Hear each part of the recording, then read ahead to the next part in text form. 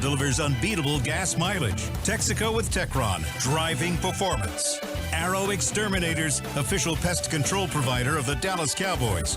Buffalo Wild Wings. Blockchain.com. Make your crypto play today. And by DallasCowboys.com.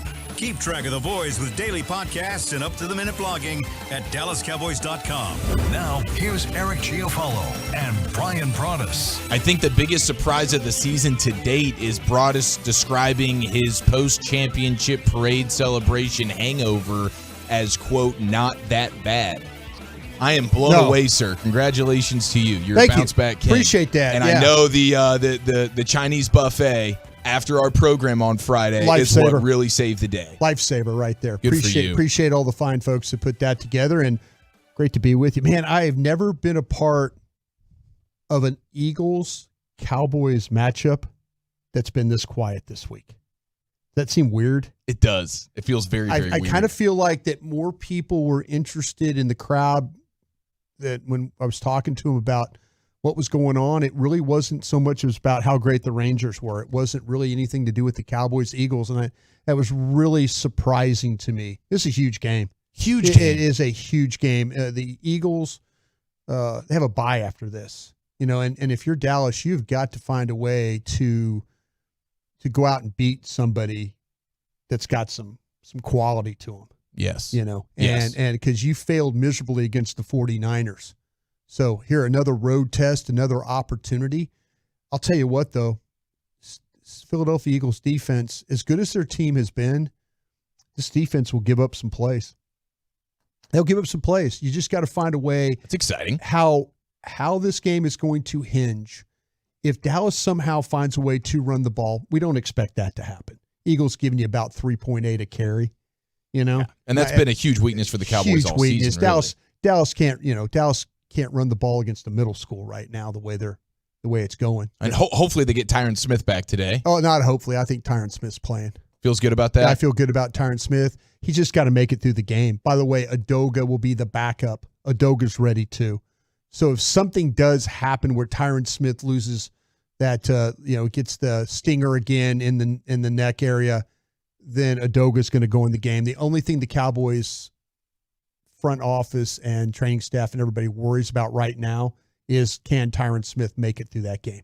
And if he can, that's a really good matchup with him and Josh Sweat over there. So a lot hinging on the Cowboys' ability to move the ball. They can't get into a game where it's 3 and out all day. They can't. They just can't. Philadelphia's a big play team. We'll get into all that. The deep passing game. The screens are really a problem for teams that deal with Philadelphia. They do a great job of, Mike Johnson, the coordinator, does a great job of working them in as like, okay, it's a pass rush. Oh, it's a run. It's another run. Oh, wait, here comes a screen. The timing is huge. Yeah, it's not like sometimes you could sit there and down and distance a screen and go, well, you're going to get a screen draw here. But no, they do a good job, and it usually has something to do with Dallas Goedert or one of these backs. And Dallas, the Cowboys have, the last several weeks, teams have had some success running screens on them. A little bit worried about that in this one. Okay, 877-881-1053. You're home of the Dallas Cowboys. Cowboys-Eagles game day. This is fantastic right now. What's your confidence meter and what's on the menu today? Yep. I actually have a menu item that I need you to grade here at some point over the course of the next half hour or so, Broaddus, because I saw something. It was eye-popping. It's happening in Atlanta today. Okay. At a Falcons game. I love what Atlanta does. I love to see what the various stadiums try and do. I was working on a project for you guys for Tuesday. I've got something going on in the morning. I got it before our normal show. But I've got a Thanksgiving on a bun for you. Yes, you've been talking about this Thanksgiving sandwich. I've got it perfected. I've got the thing perfected with the gravy, the stuffing, the cranberries, the turkey, and then the bun.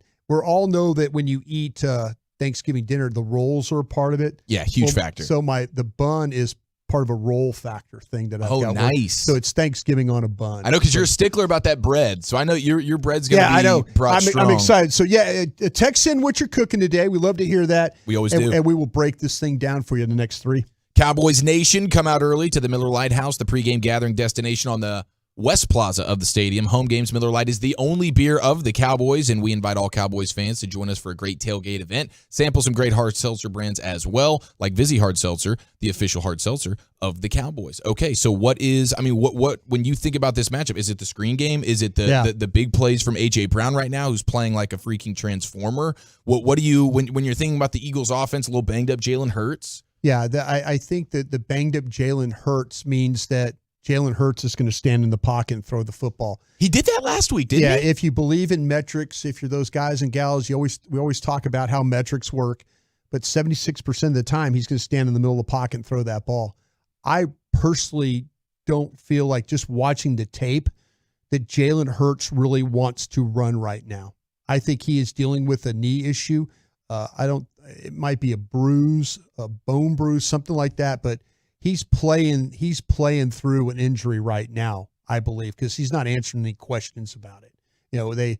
They kind of said, well, Jalen, how's your knee, all that? He stood up and left the press conference from that point. So he's dealing with something, and he looks like it. So, we'll see how much. I mean, maybe today, maybe he feels great. Maybe all of a sudden, the one thing the Eagles are pretty good at is their ability to use those RPOs as a way to freeze Micah Parsons and the way he plays. Now, this is different. This is different for the Cowboys because Micah Parsons really no longer is a primary edge player.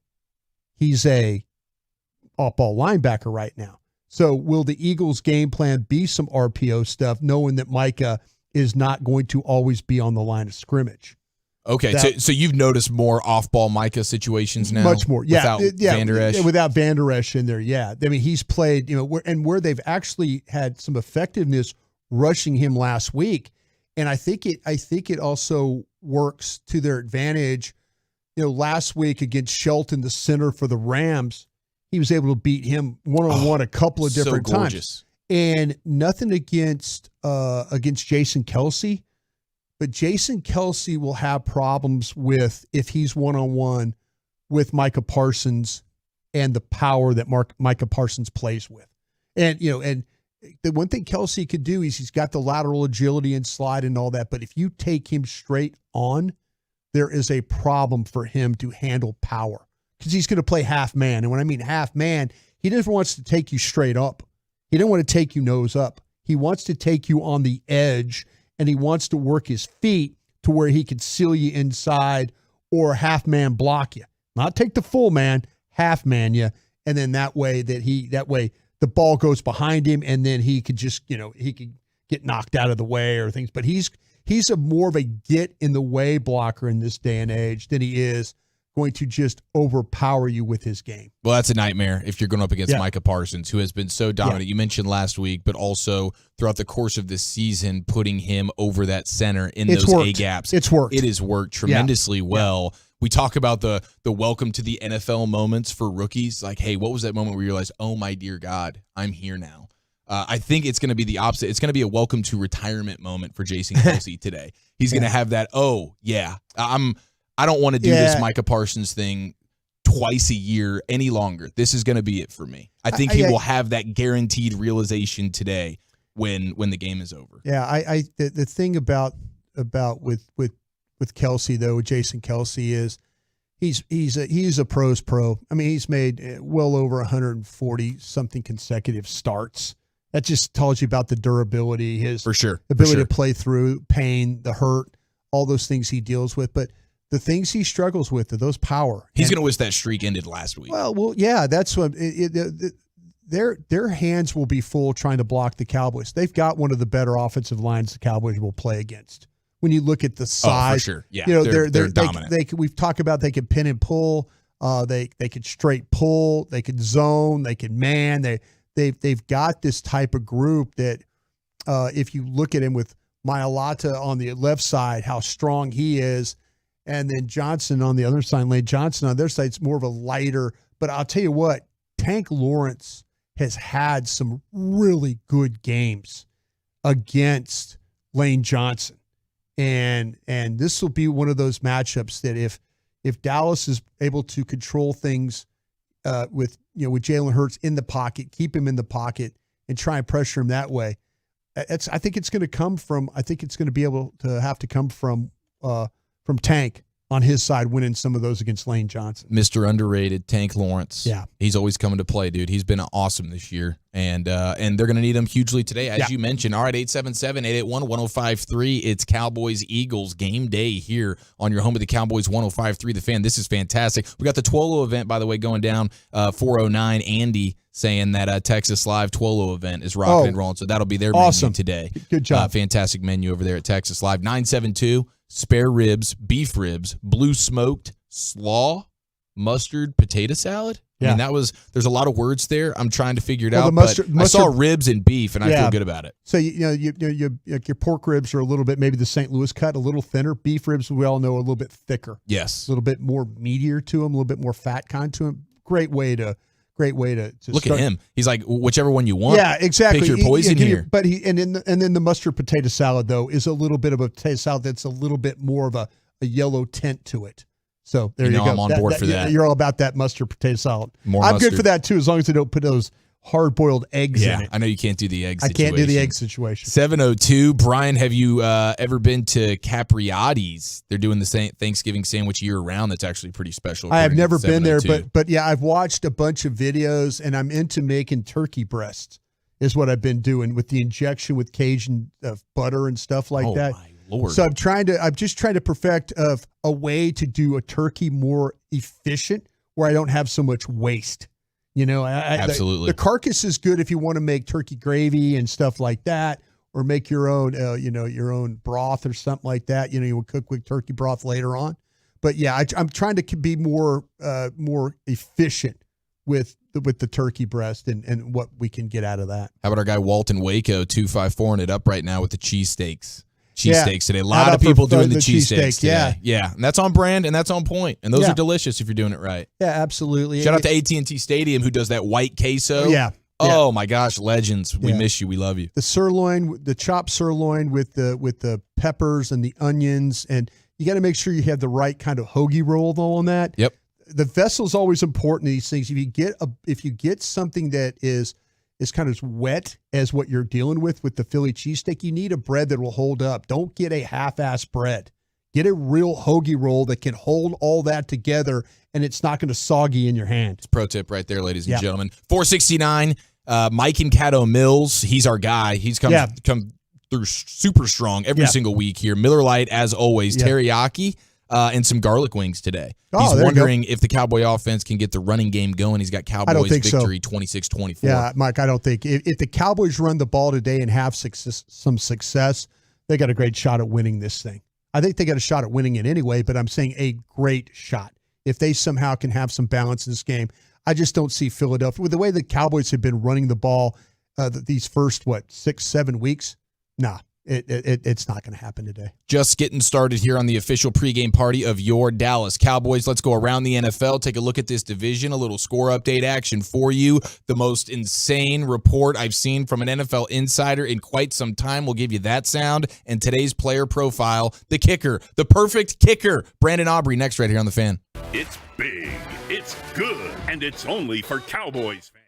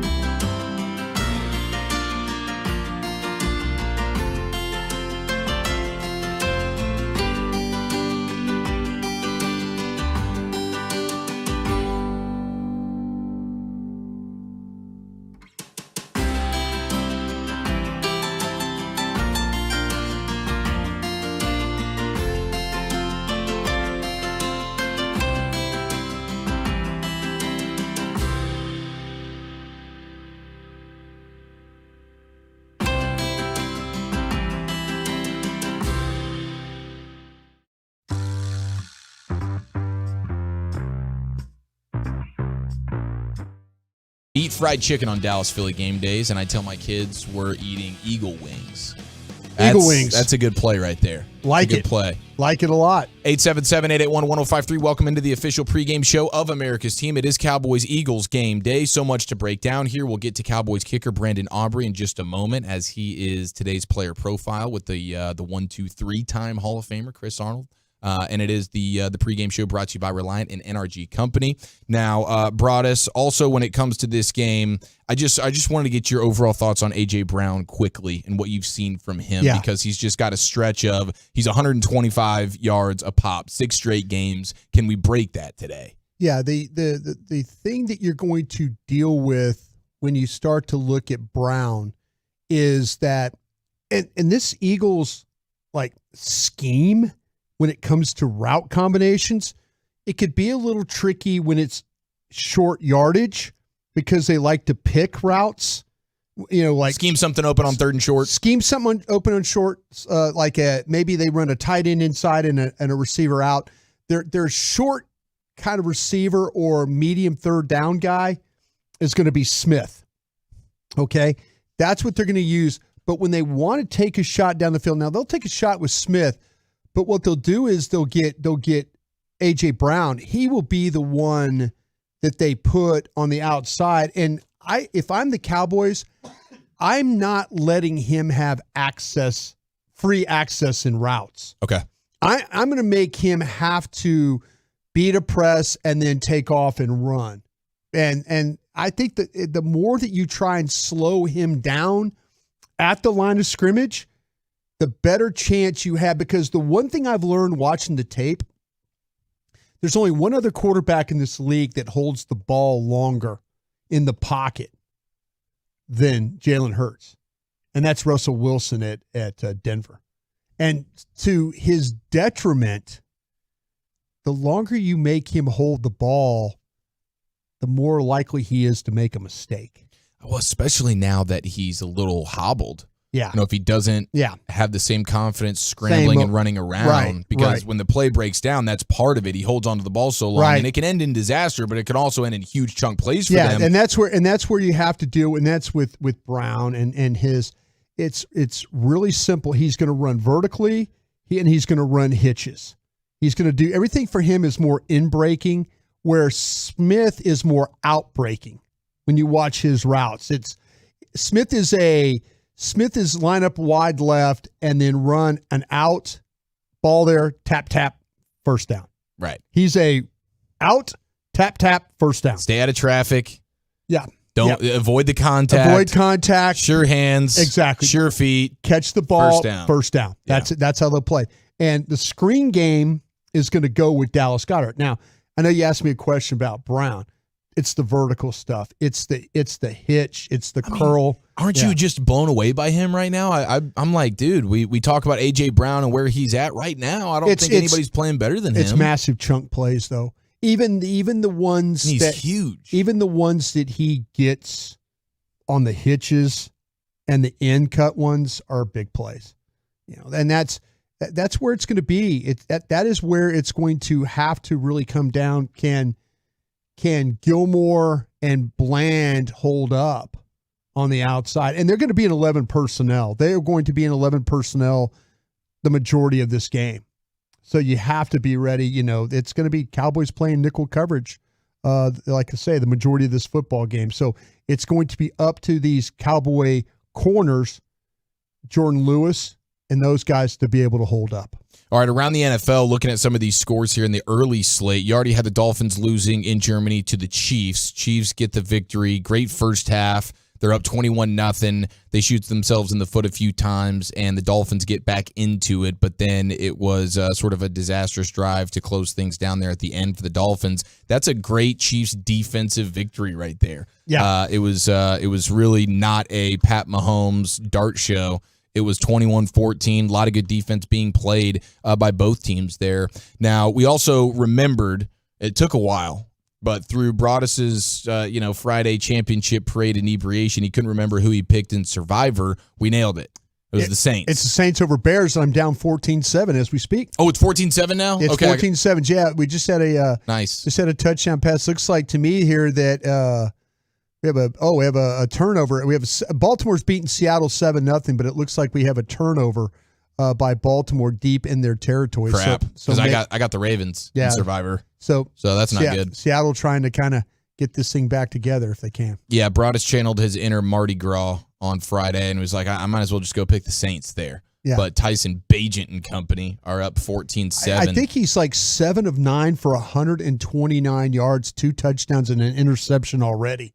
That's great. It's crazy how this league is going right now. Commanders are up 10-7 in Foxborough versus the Patriots right now. You have, let's see, other early Green Bay's games. Up 7-0 on the Rams. Okay. It looks like, but no Matthew Stafford dealing with thumb injury there that he had. And it looks like Amari Cooper just caught a touchdown pass for the Browns. That's going to put them up, pending an extra point. That'd be 10-0 there against Arizona. And that's who Walchuk had. Walchuk had the Browns. There you go. Walchuk's got the Browns. So we got to figure out who Dawson had. I can't quite remember who Dawson had. Or no, actually, I think Dawson might have had the Browns and Walchuk has the Falcons. Falcons are up 8-3 right now versus the Vikings. And there's a food item in Atlanta going down today. We need to get the Broaddus food review on here in a few moments. But you got Baltimore up 7-0 on the Seahawks, and it is 10-7 Bucks on top of the Texans. Now, earlier today on Fox, Jay Glazer had quite the insider story when it comes to the behind the scenes that led to the Raiders firing head coach Josh McDaniels. They're moving on to former Giants linebacker Antonio Pierce. He's going to be their new coach. Antonio Pierce was the linebacker for those Giants teams that were beating the Patriots in Super Bowls. 2007, undefeated Patriots team. They lose to Eli Manning and the Giants. Well, Antonio Pierce was one of their starters, their linebacker on that defense. So there's a history there to an extent between Antonio Pierce and Josh McDaniels. You also have Antonio Pierce taking on his former team, the Giants, today, as he's going to be the interim head coach here for the Raiders. So all that being said, here is Jay Glazer earlier today giving you the behind the scenes that led to the Raiders firing Josh McDaniels.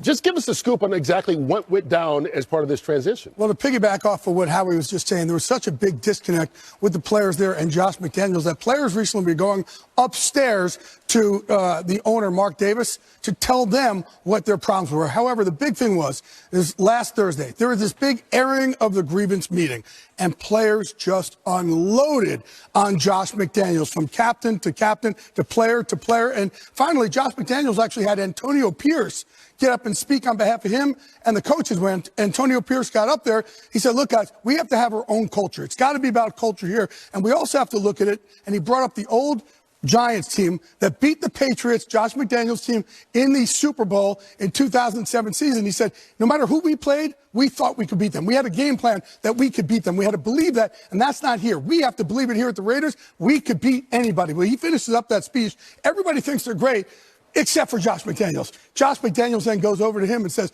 don't ever talk about the Patriots like that. And then you really saw how divided that building got. That got up to Mark Davis, and I think Mark Davis looked at it and go, okay, I'm going to choose the guy who believes that we can win every single week, and that's what his plan is going to be. And by the way, this is not just a throwaway for Antonio Pierce where, he's just going to coach out the rest of the season. He has a shot to keep this job. That's Mark Davis's mindset. I mean, my gosh, the Josh McDaniels stories just continue to get worse and worse for him. He's going toe-to-toe trying to defend his former team, the Patriots, in front of his current team as the guy who just took the team from him now. Antonio Pierce is letting everybody know, we need to believe that we can beat everybody here the same way we thought we could beat the Patriots when they were undefeated. Josh McDaniels, you don't like that? Yeah. Okay, you can see the door.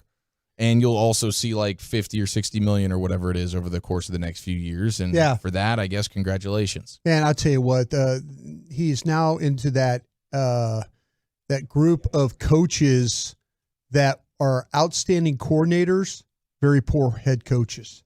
And we've seen, the Norv Turners and guys like that have gone on and not been. Rod Marinelli, great defensive coordinator, had a really rough time as a head coach.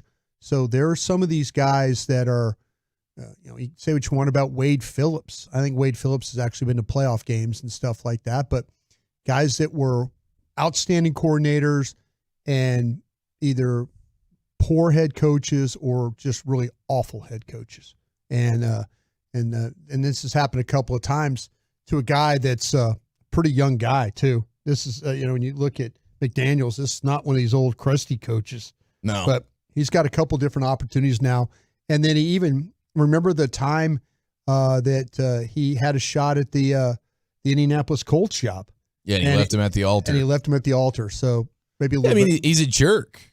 Yeah. He's a bit of a jerk. It's not just you're a bad coach. There's plenty of bad coaches to go around. They're not all just total bleep holes. Yeah. Josh McDaniels comes across like they call him Jerk McDaniels. That's what they're calling him in the locker room right now. It's heartbreaking. All right, let's go ahead and pause 10 seconds for station identification right here on your home of the Cowboys, 105.3 The Fan. You're turn it on, leave it on. Home of America's team is 105.3 The Fan. Hello, baby. KRLD FM and HD1, Dallas, Fort Worth. Always live on the free Odyssey app. Plano's own Brandon Aubrey, the kicker for your Dallas Cowboys, is today's player profile. Cowboys, Eagles. He goes to Lincoln Financial. That's going to be challenging. He's standing by with the three-time Hall of Famer, Chris Arnold. Take it away, Chris. Brandon Aubrey, how you doing this afternoon? Good. How are you doing? Great. Got the Philadelphia Eagles. It's the rivalry. You're part of it for the first time ever. How you feel going in? I mean, you grew up in Plano, so you know there's not a lot of love for Philadelphia in these parts. Yeah, absolutely. I think for my role, got to treat it as any other game, but for the team, it's a big one. Obviously, you got the two favorites in the conference going against each other, so anytime you got a heavyweight matchup, it's going to be a little more emotional. Just keeping those emotions in check will be important for us.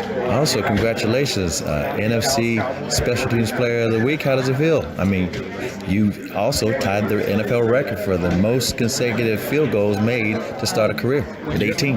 Yeah, it feels good. Just trying to get my job done each and every week, earn my spot on the team, and hoping to keep that run going tonight and just make sure I get my job done. Can you talk about how you guys do all your special teams work? I'm bringing this up because it's somewhat of a surprise. We didn't know what it was going to be like, with Bryan, Maher not being here anymore.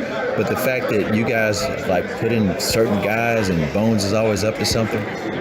Yeah, Bones is a great coach, and he does a good job each week coming up with game plan-specific game plans. And he also has a good base that we can rely on each and every week. So he's a wonderful coach. He does a fantastic job getting us prepared for individual matchups and for a whole game.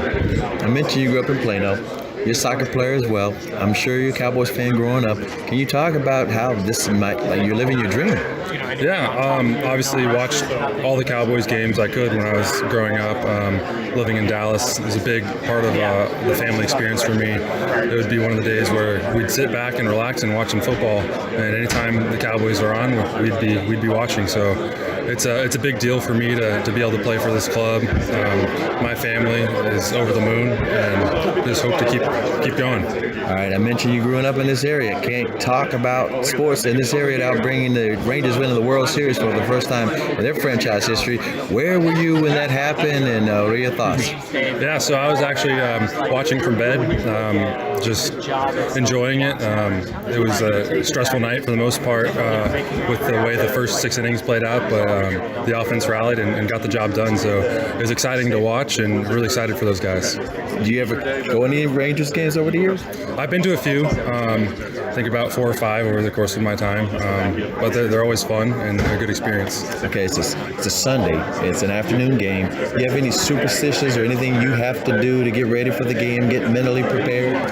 No. For me, it's just kind of not thinking about the game too much until you get thrown into it. So for me, it's trying to turn the brain off, relaxing. I'll watch the other games, keep up on their stat line, see who's winning and whatnot. But other than that, just trying to avoid expending too much mental energy until I need to. By the way, everybody wants to know, how did Bones find you? Did you send in a videotape? How did he find you? And we also know you had a 9-to-5 job. Everyone's always impressed that somebody can have a 9-to-5 job and wind up in the NFL. Yeah, so the USFL provided me a great platform with the televised games on Fox, NBC, Peacock, just really a great platform with great competitions and a good production that people wanted to watch. And so I went out there and I performed. I proved that I had the ability to be a kicker at a professional level. And it took a while for guys to start taking me seriously, but he saw my film and decided to take a deep dive on his own, and figured I would be kind of under the radar prospect, and he'd give me a shot in camp, and if I performed well, give me a shot in preseason. Perform well there, give me a shot in the regular season. So he found me through that great platform USFL provided. Oh, and what was your day job again? Software engineer. Look at you, good at all those things. Hey, congratulations and good luck this afternoon against the Eagles. Appreciate it. Thank you. I actually saw Brandon Aubrey's LinkedIn account. Very professional. Very professional. He can get a job in any industry he wants, but right now he is the kicker of your Dallas Cowboys. Dipping into the soccer world to bring kickers into football seems like a no-brainer situation that the Cowboys just capitalized on. Do you feel like that you and I need to set up a scouting service and go around all these yes soccer programs? I'm glad you're picking up on what I'm dropping right now, dude. We need to go on this Adam Sandler Netflix tour where he finds a basketball player. Yeah. We're going to go find a soccer player. We're going to tell him that he's not good enough for soccer, but he's got a hell of a leg on him. I'll tell you what, though. Welcome to the Dallas Cowboys.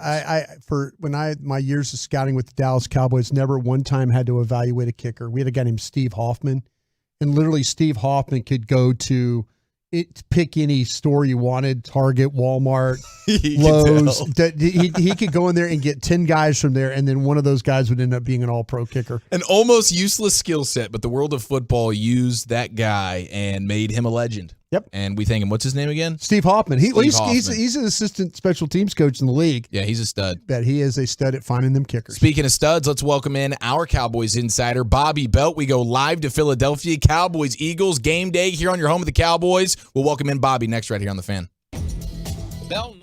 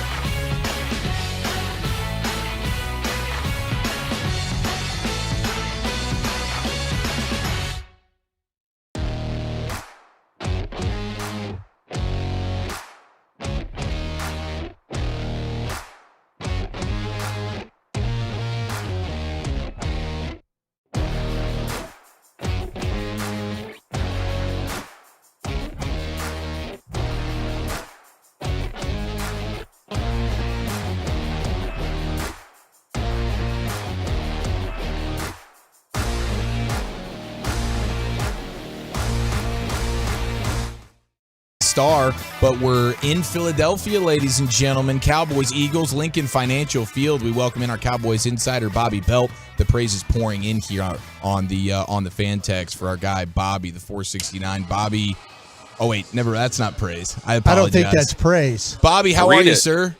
Now, I'm great. Read it. I'm like the Cowboys in Philly. The hate feeds me. I know it does. I know it does. Speaking of feed me, Bobby, did you get a plastic bag for those pretzels? I did, but I bought them and I thought they were big, Brian. They're mini Ziplocs, so they don't actually fit the pretzels. I bought them and I was like, Brian's gonna be so happy. I remembered. I'm gonna have to go find Bob Thomas and see if he bailed me out. You need like freezer bags. Bob always freezer bags.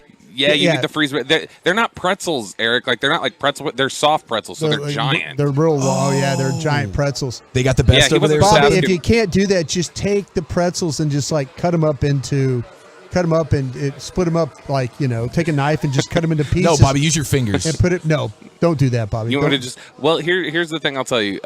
It feels like they burned the bottom of these pretzels, Brian, and like they're a little stale on the bottom. Just so go wait for the halftime pretzels. Wait for the halftime pretzels. Okay, those are the ones I'll wait for the halftime pretzels. Yeah. Look, this is they do a lot right here in Philadelphia. Actually, I know people hate the Eagles, and that's fine, but Philadelphia itself, the city and the stadium presentation, it's one of the better stops. Yeah. But I will say the pretzels have been a little underwhelming, and then I went to get a soda before I came over here, and they're all out of soda. It's like just pouring bleach out of the little soda dispenser. So they're trying. I was not going to literally drink bleach being around the Eagles, but all right, Bob. Well, let's hope Cowboy fans don't drink bleach after this one today.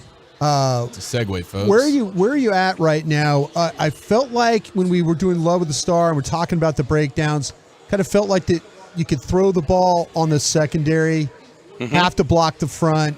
A running game would be nice, but not expecting it. Am I going down the right path?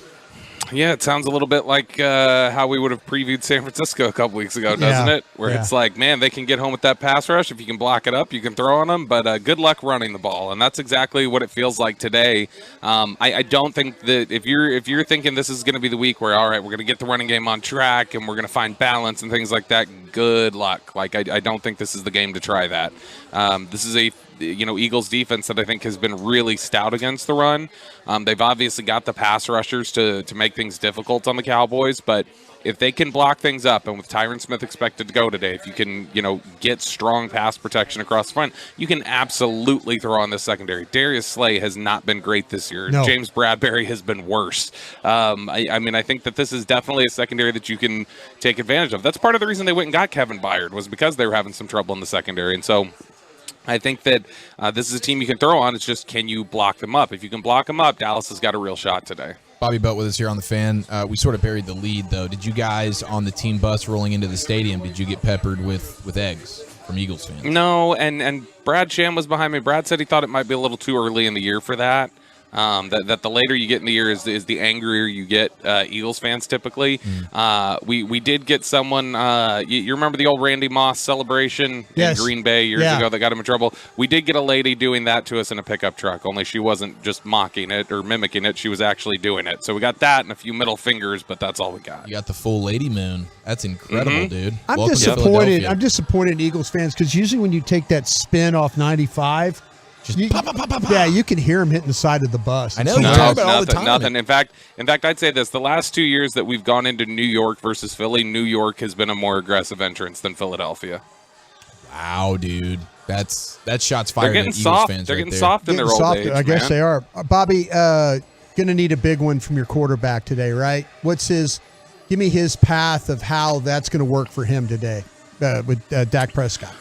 I mean, playing into or leaning into his style of play like they have the last couple of weeks, like letting him freelance a little bit, letting him, just find his comfort, find his rhythm, whether that's, inside the pocket or outside the pocket, rolling out, extending plays, doing things like that. I think that the receivers and the quarterback are really starting to find their rhythm with each other, especially, Dak Prescott's connection with Jake Ferguson and CeeDee Lamb. And I mean, Ferguson, he hasn't thrown an incompletion to Ferguson since the Arizona game. 15 for 15, I believe.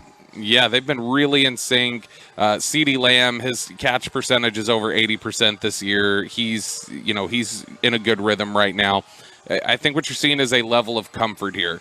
And part of that is probably just time on task and getting the reps and things like that they need to. But I think it's also partially these last couple weeks, some of these tweaks that Mike McCarthy and Jerry Jones had talked about that they wanted to make in the passing game. That, hey, this wasn't all what they thought it would be, and they were going to need to make some adjustments and need to make some tweaks. And I think that when you look at the offense, if you look at the tape over the last couple weeks, it's a different looking offense and it's a different looking passing game. Is it wildly different? No, but I think they are trying to take advantage of a few different things in the middle of the field, the deep middle that they were neglecting, or not even neglecting, I think choosing actively to stay away from at times. And so I think that they're finding more of a rhythm. Just allow Dak Prescott to play within himself and within his comfort. And if they do that, then I think that they'll have success, as long as they can block it up, of course. Bobby, is it going to be a 50-50 game for the Cowboys secondary today? 50% making plays, 50% maybe giving up plays? Or how do you kind of handicap the day that you expect from the Cowboys secondary? So you definitely need a big day from your secondary, and I worry about how these receivers can challenge the Cowboys secondary a little bit. But here's the thing, and there's two sides of this that you can push, is that you felt similarly last week, like the Rams receivers were going to be a real big challenge for the Cowboys secondary, and what the Cowboys did was they went there and shut it down.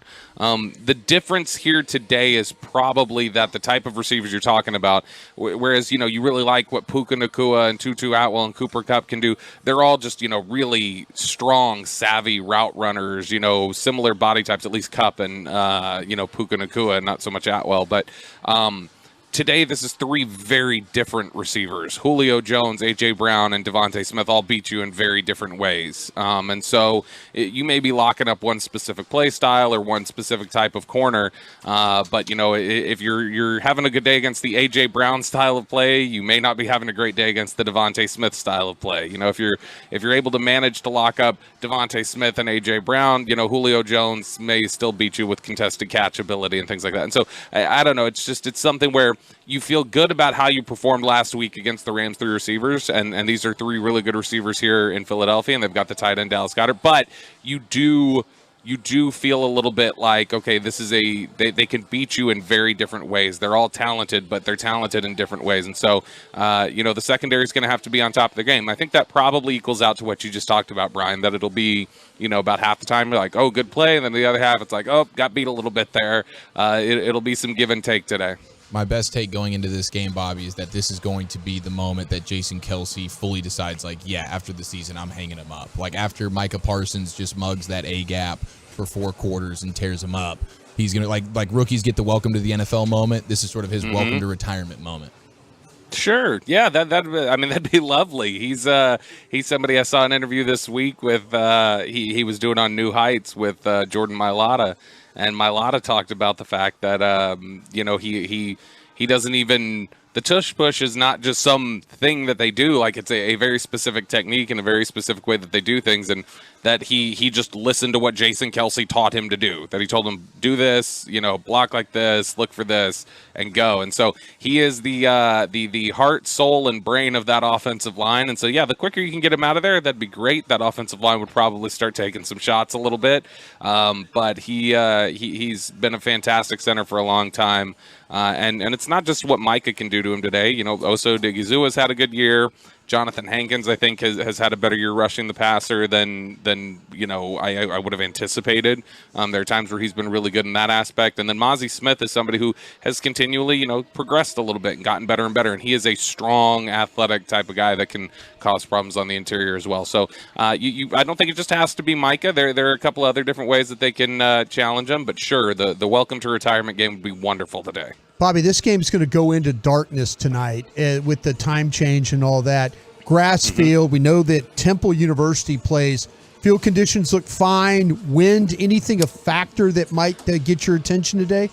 I haven't looked at the forecast. Wind has not been bad today. I don't know if it's supposed to change any as we go further, but the field, I'm looking down on it right now. It looks good. There don't appear to be a lot of divots or or issues here. Now, this is one of those fields that I feel like similar to Green Bay, Bryan, that when you start getting into the evening hours, slippery. it gets that little sheen. Gets slippery. Yeah, it sure does. It gets that sheen across it, and you can slip a little bit. And, hey, that can, especially for guys like Micah Parsons that like to pin their ears back and rush, that can cause some issues at times. That can cause some footing problems. And so that could be a factor for it. But you know what that also could mean is that could be a factor for the Eagles as well and their ability to try and, just pin their ears back and rush and try and get it back, and that may slow things down in the pass protection for Dallas, and that gives them an opportunity to try and take advantage of some things in the passing game. So that goes both ways. Both teams here are going to be playing against those conditions a little bit if it does, cause some slickness on the field. But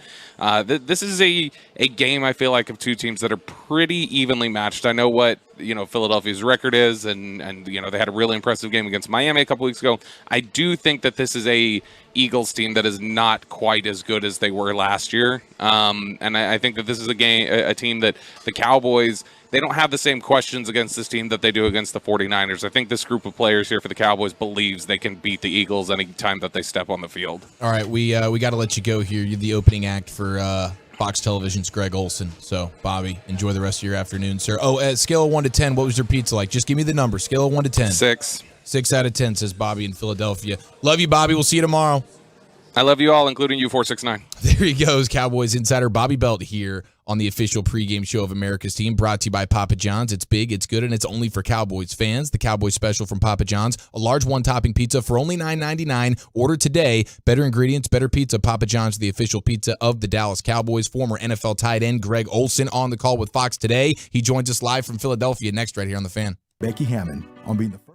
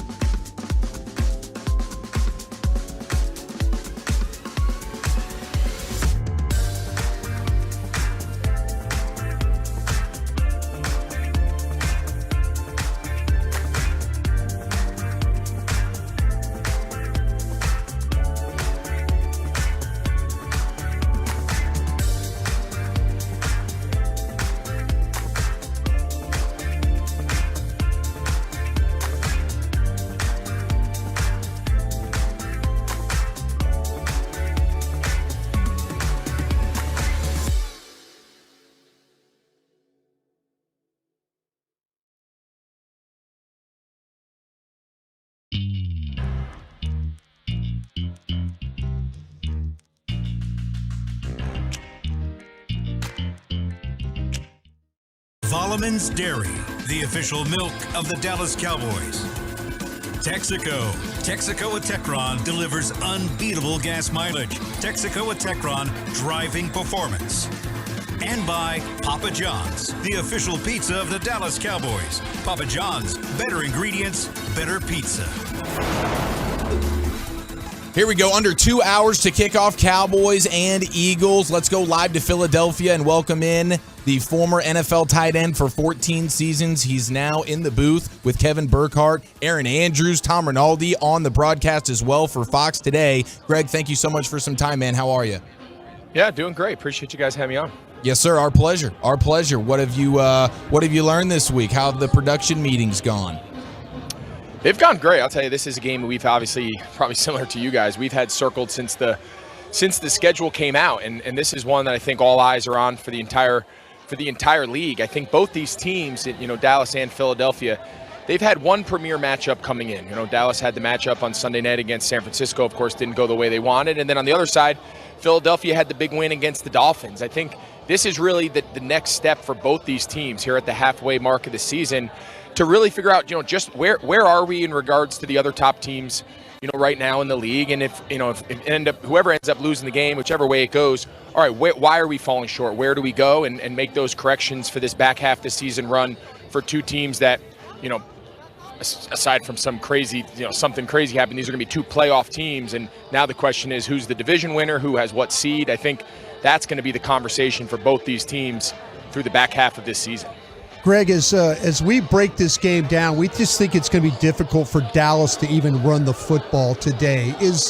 Are we on the right path there, or there's something that we're missing with this Cowboys running game that we might see different than what we've seen the previous several weeks from them? Yeah, I think you have to be careful sometimes just looking at the raw stats. I know Philadelphia has the #1 rush defense as far as yards allowed per week. I think a big element of that, though, is they face the fewest rushes because, to be honest, teams are having a lot of success throwing the ball. Right. 28th or whatever they are in the league defending the pass. So, oftentimes a team that, struggles defending the pass or, is towards the bottom of the league, at least in raw yardage given up, is going to be towards the top of rush yards just because teams say, listen, we can have more success passing the ball. Why are we going to waste our time rushing it? Now, there is an element to the strength of the defensive unit in Philly is their front, their defensive line.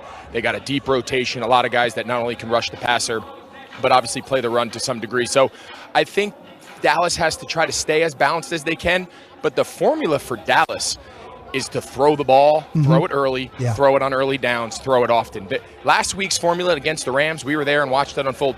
That's the vision that Mike McCarthy had for this offense. When they're at their best, they're throwing on first and second down. They're not waiting to get into third down and pass before they drop back. That's the formula that they need to continue to find, the elements of the deep passing game. If they could bottle up last week's plan against the Rams and carry that through these next 9 weeks or so, that's the vision that Mike McCarthy wants this Dallas offense to be. How do you like the way they're using Jake Ferguson, the young tight end? I'll tell you, I've been really impressed with him. I thought over the course of the year he's made steady progression. He surprises me because, I don't think on paper he's that fast, but when he catches the ball, he's very slippery. Most often he doesn't get tackled by the first defender. I think he's a guy that is going to continue to give Dak another option. Right now, the targets are obviously being dominated by CeeDee Lamb, rightfully so. I think the more they can get Brandon Cooks, the more they can get Ferguson, the more they can get other options to take some pressure, especially in the passing game, off of CeeDee Lamb, the better it's going to be for everyone. But he's a young tight end that I think if he continues to develop in this system, it's a tight end friendly system. Dak loves his tight ends over the years. I think he can find himself to being a big contributor, in this playoff run. Greg, watching the Eagles, much more of Jalen Hurts in the pocket. Is there questions about him maybe being injured? Is he not wanting to run? Where, as you break this game down from what you've seen from your All-22 study, is there an element of his game where he's just more willing to stand in there and throw the ball, or do they still have that element to run with him? Yeah, I think it's a combination of multiple things. I think they've made a strategic kind of philosophical shift saying he's developed so quickly as a traditional passer in this league. A couple years ago when he took over, obviously it was his legs, it was the quarterback design runs, it was what he was able to do both designed and improv on a scramble. That really was his initial kind of foundation for him getting that starting quarterback position. But rapidly, starting last year and obviously carrying into this year, his development as a true passer, it's made it where the run has really become a complement to the passing game. And make no mistake about it, a lot gets made about this run game and whatnot. Philly is a passing team. Philly is a team that is going to, if they beat you and they put up 35, it's because they had a lot of success passing the ball. A lot of that obviously starts with Jalen Hurts. So I think the injury is still an element of it. I think you can tell last week especially he was a little hobbled. I think you can just tell he's favoring that knee a little bit, but I don't think it's necessarily that it's just been since he's gotten banged up. I think they've made a conscious decision to say, listen, for the longevity of his career, the more we can make the running secondary and the elite passing game the primary weapon that he brings, like we've seen, obviously that's not only in their best interest in the near future, it's the best interest of the franchise long term. It's Greg Olsen with us here on The Fan. Greg, did you notice last week, you mentioned the game plan, just if you could copy and paste it from last week for the Cowboys to this week. Did you notice much more motion and stuff pre-snap and trying to help guys get open a little bit? Yeah, I liked it. I thought coming off the bye, I thought they made a lot of nice adjustments. You mentioned that one of the big elements was the pre-snap motion and the movement. I think they were a little stationary, in the games leading up to the bye, and then coming out of the bye last week against the Rams kind of took a little of their own medicine. Obviously, the Rams and Sean McVay get a lot of credit for, the use of the pre-snap motion and shifts and whatnot. But I thought Dallas used it well. They didn't overdo it. They didn't completely reinvent themselves, but they did it in a smart way. I thought they gained some advantages. And I think the biggest difference last week was the element of the offense that had really been kind of lacking is the deep downfield passing game, right? Yes. The explosive plays. We saw CeeDee Lamb have one. We saw Brandon Cooks. That's the missing piece that they didn't have the rest of the season. The sustained drives were up, getting 1 million drives that ended in the red zone. We know the red zone struggles. Dak said, he goes, listen, we're going to struggle in the red zone. I don't have to wait till I'm in the red zone to score. I'm going to try to throw it in from the 40, and we saw him do it twice, from what they call the gold area. So I think that's the biggest thing that took some of the pressure off some of the other aspects of their offense last week was their ability to push the ball downfield in the passing game. Greg, speaking of pushing the ball down the field, that's what you get from this Philadelphia Eagles offense. Your thoughts on A.J. Brown and how they've used him. It doesn't seem like to me there's a really complicated way other than him going vertically and making these catches down the field. Yeah, the challenge with A.J. Brown is even when you think you have him covered, right, he's never really covered. Right? I mean, he's as good as it gets in the league at high pointing the ball, making contested catches, playing through contact. And there's just frankly not a lot of coverages for that. Right. I mean, you could have a guy, with very little separation. He comes down with the ball. Sometimes you just have to tip their cap. I think when you play against a guy like A.J. Brown, I don't think you're going to shut him out, right? I don't think you just put a guy on him and say, hey, Deron Bland, go play one-on-one all day and just take him away. I think Dan Quinn's going to do a nice job of changing up different zone looks, changing up different leverages in man. I think at times on critical downs, he's going to throw two at him and say, all right, go to your next option, go to Devontae Smith, go to Dallas Goedert, but we're not going to beat you. I think the key when you're playing A.J. Brown is he's going to make his plays. You have to determine when does he make his plays. Is every one of his critical plays on third down? Is he killing you in the red zone? That's an issue. If he gets some first and second down plays, he's going to have those scattered in. That's okay. You just have to be careful. When does he make his big impact plays? And I think critical down defense is going to be something I'm sure Dan Quinn spent a lot of time on this week and saying, hey, when the game's on the line, we got to guard the big guy. And if Jalen Hurts can go through his progression and he has the time to get to his second, third option, so be it. Greg, other than the 49ers, this is one of the most devastating screen games I've seen in a long time. With Goddard, the tight ends, the tight end screens, the wide receiver screens. Help me there if there's somebody more that you've seen run the screens better than what the Eagles do. No, I think you're spot on, and I think the point you made there, which is what makes it so devastating, is the fact that so many different positions and positions and different guys are on the receiving end of the screens. Right?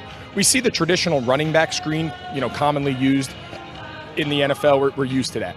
But I think all of a sudden now you're throwing them to the tight end. You're throwing them to the receivers on little tunnels and smokes. Then, of course, the traditional running back. There's a lot of guys who they can get the ball out to quickly in space. And then the other element is they have a very athletic offensive line. Yeah. So the ability to run screens and to run those perimeter quick throws, the idea that the offensive line is able to get out of their stance and get out there and kind of build that wall, build that caravan, that's what's so unique about this team. So they're going to stretch you sideline to sideline, and they're able to throw the ball from behind the line of scrimmage to 50 yards downfield. They're going to make you defend every blade of grass, both by formation and play design. And, listen, for 2 years, this has been a challenging offense for anybody to really crack. And, but I think Dan Quinn's as good a coordinator as there is in the league. I think he's as good a defensive mind in the league. And Dallas has their fair share of good defensive players too. So they got to have a plan for Micah Parsons. I mean, listen, there is a lot of good players on the field. These are the games you dream of being a part of and calling. And it's definitely not short in storylines, that's for sure. How many times have you used the words tush push this week, Greg? Well, we're gonna try not to. We're gonna try to approach the quarterback sneak, tush push, brotherly shove, whatever you want to call it, from a little bit of a different angle. I mean, they're as fun as it is to talk about, and obviously last week against Washington, they had a really cool kind of, wrinkle off of it where they faked the tush push and ran a little buck sweep. The why behind it, I think, is going to be a fun conversation to lay out to the viewer today of just how it's kind of rooted in their philosophy as an offense and how it allows them to really operate unlike any other team in the league, which is really as a 4-down offense for about 60 yards of the field. So it's the exclamation point to how they're able to operate, but there's a lot more to it than just saying, hey, we're good at a quarterback sneak. Greg, it's been a real treat, man. Enjoy the game. Thanks for the time. Yeah, appreciate it. Thanks, guys. Yes, sir. There he goes. Fox Television's Greg Olsen on the call today for Fox. Cowboys, Eagles. It's the official pregame show brought to you by Miller Lite, the only beer of the Dallas Cowboys. It is Miller time, and it is time to go behind enemy lines. We stay out in Philadelphia. The voice of the Eagles, Merrill Reese, joins us next right here on The Fan. I'm Darren Woodson.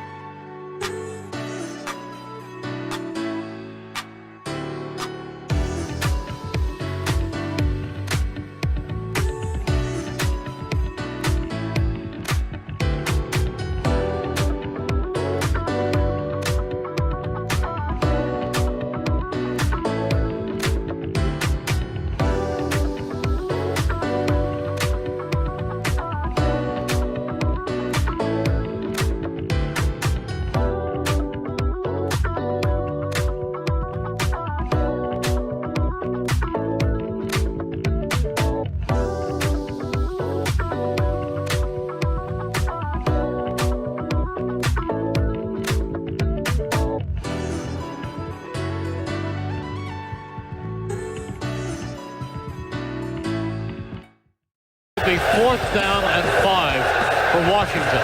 So this is the game right here.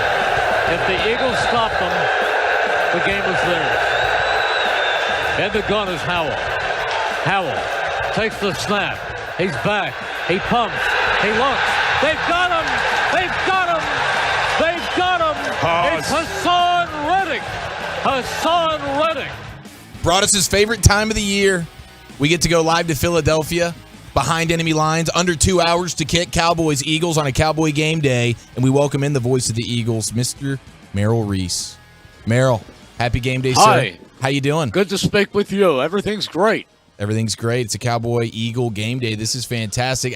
What number Cowboy-Eagle game is this for you personally, Merrill? Do you know? You keep a tally of these things? Yes, it's 3,172. Very impressive, Merrill. Now, okay. And I love them all. You love them all. They're great. Nothing like it. Are you disappointed in your Eagles fans? They didn't pepper our buses with a bunch of eggs today. It feels like they've gone soft on us out there in Philly. Well, I think they're concentrating on other things today, like your number 11. You think that's good, Merrill? Is that your biggest concern? But your offensive line, Merrill, is always up to snuff when it comes to pass protection, and I just they are, Brian, but they have a rookie out there today, Tyler Steen. Okay, from Alabama. So he's the third guy they've had in. So they've been dealing with injuries all week long. Is it the back injury? What caused the change here with Steen being in the lineup? Cam Jurgens was the first guy, and he hurt his foot. And then Sua Opeta came in, and he had some injuries, but nothing that bad. Just didn't play that well. Okay. And Steen came in last week and played okay. Okay, so this is more about ability than it is injury then, right? Is where we're at? I would say yes, that would be the case. Merrill, okay, this is probably an unfair question to you. How healthy is your quarterback? I mean, he's healthy. Everybody seems to feel like he's dealing with a knee injury right now. Well, if it's a knee injury, it's a bruise. It's not an ACL or a meniscus or anything. It's a bruise. So he's running a little bit less, but last week he was spectacular from the pocket. How excited are you to get this quarterback duel today? I mean, I'm expecting, Merrill, like sort of a fireworks show. Maybe it's just the hopeful football, score, lighting it up, barn burner game that I'm wanting, but I'm expecting 30 points on both sides. Are you? I am. Really, I think these are two good defenses. I really do. I think the Eagles have had some changes, but I don't see a 30-something game with each team. I think something in the 24-17 category. Okay, gotcha. Now, you talk about our number 11. You guys got a number 11 out there. It looks like a damn transformer that Jalen Hurts gets to throw to. Isn't he amazing? That's 6 straight games with 125-plus yards receiving. He's amazing. And Merrill, a lot of it is this. I mean, we talk about the ball going down the field, but he's doing a good job on the intermediate stuff. He's just a very, very difficult cover for anybody that has to match up against him. But you know what helps him, Brian? The fact that you also have Devontae Smith. Yeah. Because you can't let him alone. He's also a spectacular receiver. And I'll tell you what, Merrill, I'm watching your tape. It looks like the Andy Reid screen game has kind of stayed in Philadelphia from all those years ago. You guys are going to drive us nuts with all these screen passes today. Wide receivers, running back, tight end screens. Big part of what you guys do, right? I hope so. I hope so. DeAndre Swift is pretty nifty. He's a nifty runner. Yeah, no question about it. Merrill Reese, voice of the Eagles, with us here on the fan as we go behind enemy lines. Cowboys-Eagles today in Philadelphia. Merrill, when you look at CeeDee Lamb, I mean, how much conversation this week has it been about this Eagle defense trying to contain him? He's great. He is an elite receiver. He can take it home anytime. I just think he's a great player. I really do, and I think they know that. Merrill, why has it been so difficult for teams to run the ball on the Eagles? Has it been because of some of the things in the passing game they've given up, or is it just they're that difficult to run the ball with against that front? I think they are. I think when you talk about you talk about Jordan Davis, he is a force, and then Fletcher Cox has played well. That inside, and then Jalen Carter. You're talking about great additions to this defense. Now, Dak Prescott's been getting to run around a little bit as of late, freelancing a little bit more, getting to see Hurts versus Prescott. I'm fired up for it, but you don't think they're going to score all the points today, Merrill? I look, they're not. It's not going to be a 10-7 game, right? But I think the defenses are too good to go crazy. I don't think you're going to see a game like I watched last night between Washington and Southern Cal. Yeah, you're not going to see two teams near 50. Well, Merrill, how would you describe the way the Eagles have been playing? What are? I mean, they just find ways to win. It feels like even when they don't play their best. What is the weakness or two that this team's dealing with right now? Well, the weakness or two, and it's only cost them in the Jets game because they have one loss. But they have been turning the ball over too much. They are -3, and you guys are +6. So if that trend continues, the Eagles aren't going to win. Is it been a lot? Is the quarterback just taking more chances with the ball, Merrill, or is it something else more involved with that, with the interceptions that he has? Yeah, it's bad luck, a deflection here, his arm hit there, that kind of thing. He's not a careless quarterback. Merrill, throughout the course of your career, how much eating do you do in the booth, like during halftime? None. None. Is that by choice, Merrill? By choice. I don't eat until from the time I leave the house till the time the game is over. Wow, so you run on empty all day? You're just on sheer football adrenaline? My wife were at the hotel. I have a huge stack of pancakes, and that carries me. Wow, okay. See, we're asking everybody these questions with the Brad Sham, because Brad Sham has sushi, Merrill, at his halftime spread, which we get to take a part of when these home games. So we were just asking all the play-by-play guys around the league, are they impressed with Brad Sham getting sushi at his halftime spread? I'm just impressed with Brad Sham being Brad Sham. And Babe Laufenberg being Babe Laufenberg. There you go. Yeah. There you go. Those guys are studs, as are you, Merrill. We greatly appreciate the time, my friend. Enjoy the game, and we'll see. We'll see who's right about this. I'm going 30 burgers all the way around, Merrill. We'll check back when you guys come to AT&T Stadium here in a few weeks, and we'll see what the status. Okay, thanks, guys. There he goes, voice of the Eagles, a man that you know very well. I do. And Merrill is one of those guys that when I was in Philadelphia in 1998, 97, he was always so kind to me and, take me around the city and things like that. And he loves scouting. He's a big time, likes to sit down and watch tape and evaluate and all. Like we were talking to him just a minute ago, it's like he's hiding government secrets. Yeah, he was going bare minimum on that. He was not AJ Brown, really good player. Really good player. He's got some coach speak going on there. Playing really well. CeeDee Lamb, I think they're gonna have a plan for him today. Well, that's insightful and informative, and we appreciate it. Voice of the Eagles, we do. Merrill Reese. We'll get back out to Philadelphia here momentarily with Babe Laufenberg joining the program, giving us all the good insights there. Yes, he will. Yeah. Yes, he will. And we always show love to Brad Sham for his sushi at halftime. Yeah, we sure do. Let's not hold back with Babe Laufenberg and the love he has for those chicken tendies. Yeah. I mean, he's hammering some chicken tendies during that AT&T Stadium halftime. We might need to ask him what he consumes when he's on the road, because the chicken tenders at AT&T Stadium, much better than the ones I would imagine he's getting around the world of football. Speaking of food, we got so many people telling us what they're grilling on today. Yeah. Did you see what they're having in Atlanta at the Falcons game? Okay. Is this not insane, dude? Yeah, I'll tell you what. Is this mac and cheese inside of like spare ribs or something? Yeah, when you take your ribs and then you put them together, you cinch them together. So you take the rack and make a circle. So there's your vessel right there. I've seen people do this before, but take waffle cut fries. Love those. And put them in, instead of having the kettle chips. Yeah. Instead of kettle chips, you put the waffle cut fries, mac and cheese, top that with brisket. Mm-hmm. And that's your that's epic. Yeah, that's fantastic. I mean, that's a lot to do. You're going to get messy, but hey, dude, it's not about a football game. Let's get after it. Yeah, it's not aesthetics, right? No, it's not. Yeah, it's not. It's all about just the sheer enjoyment of something good to eat. Couldn't agree more. Yeah. All right, let's pause 10 seconds for station identification right here on your home of the Cowboys, 105.3 The Fan. Your turn it on, leave it on. Home of America's team is 105.3 The Fan. Hello, baby. KRLD FM and HD1, Dallas Fort Worth. Always live on the free Odyssey app. And now we go back to Philadelphia Lincoln Financial Field, and we welcome in our good friend Babe Laufenberg. Babe, how are you on this game day? It looks beautiful out there, man.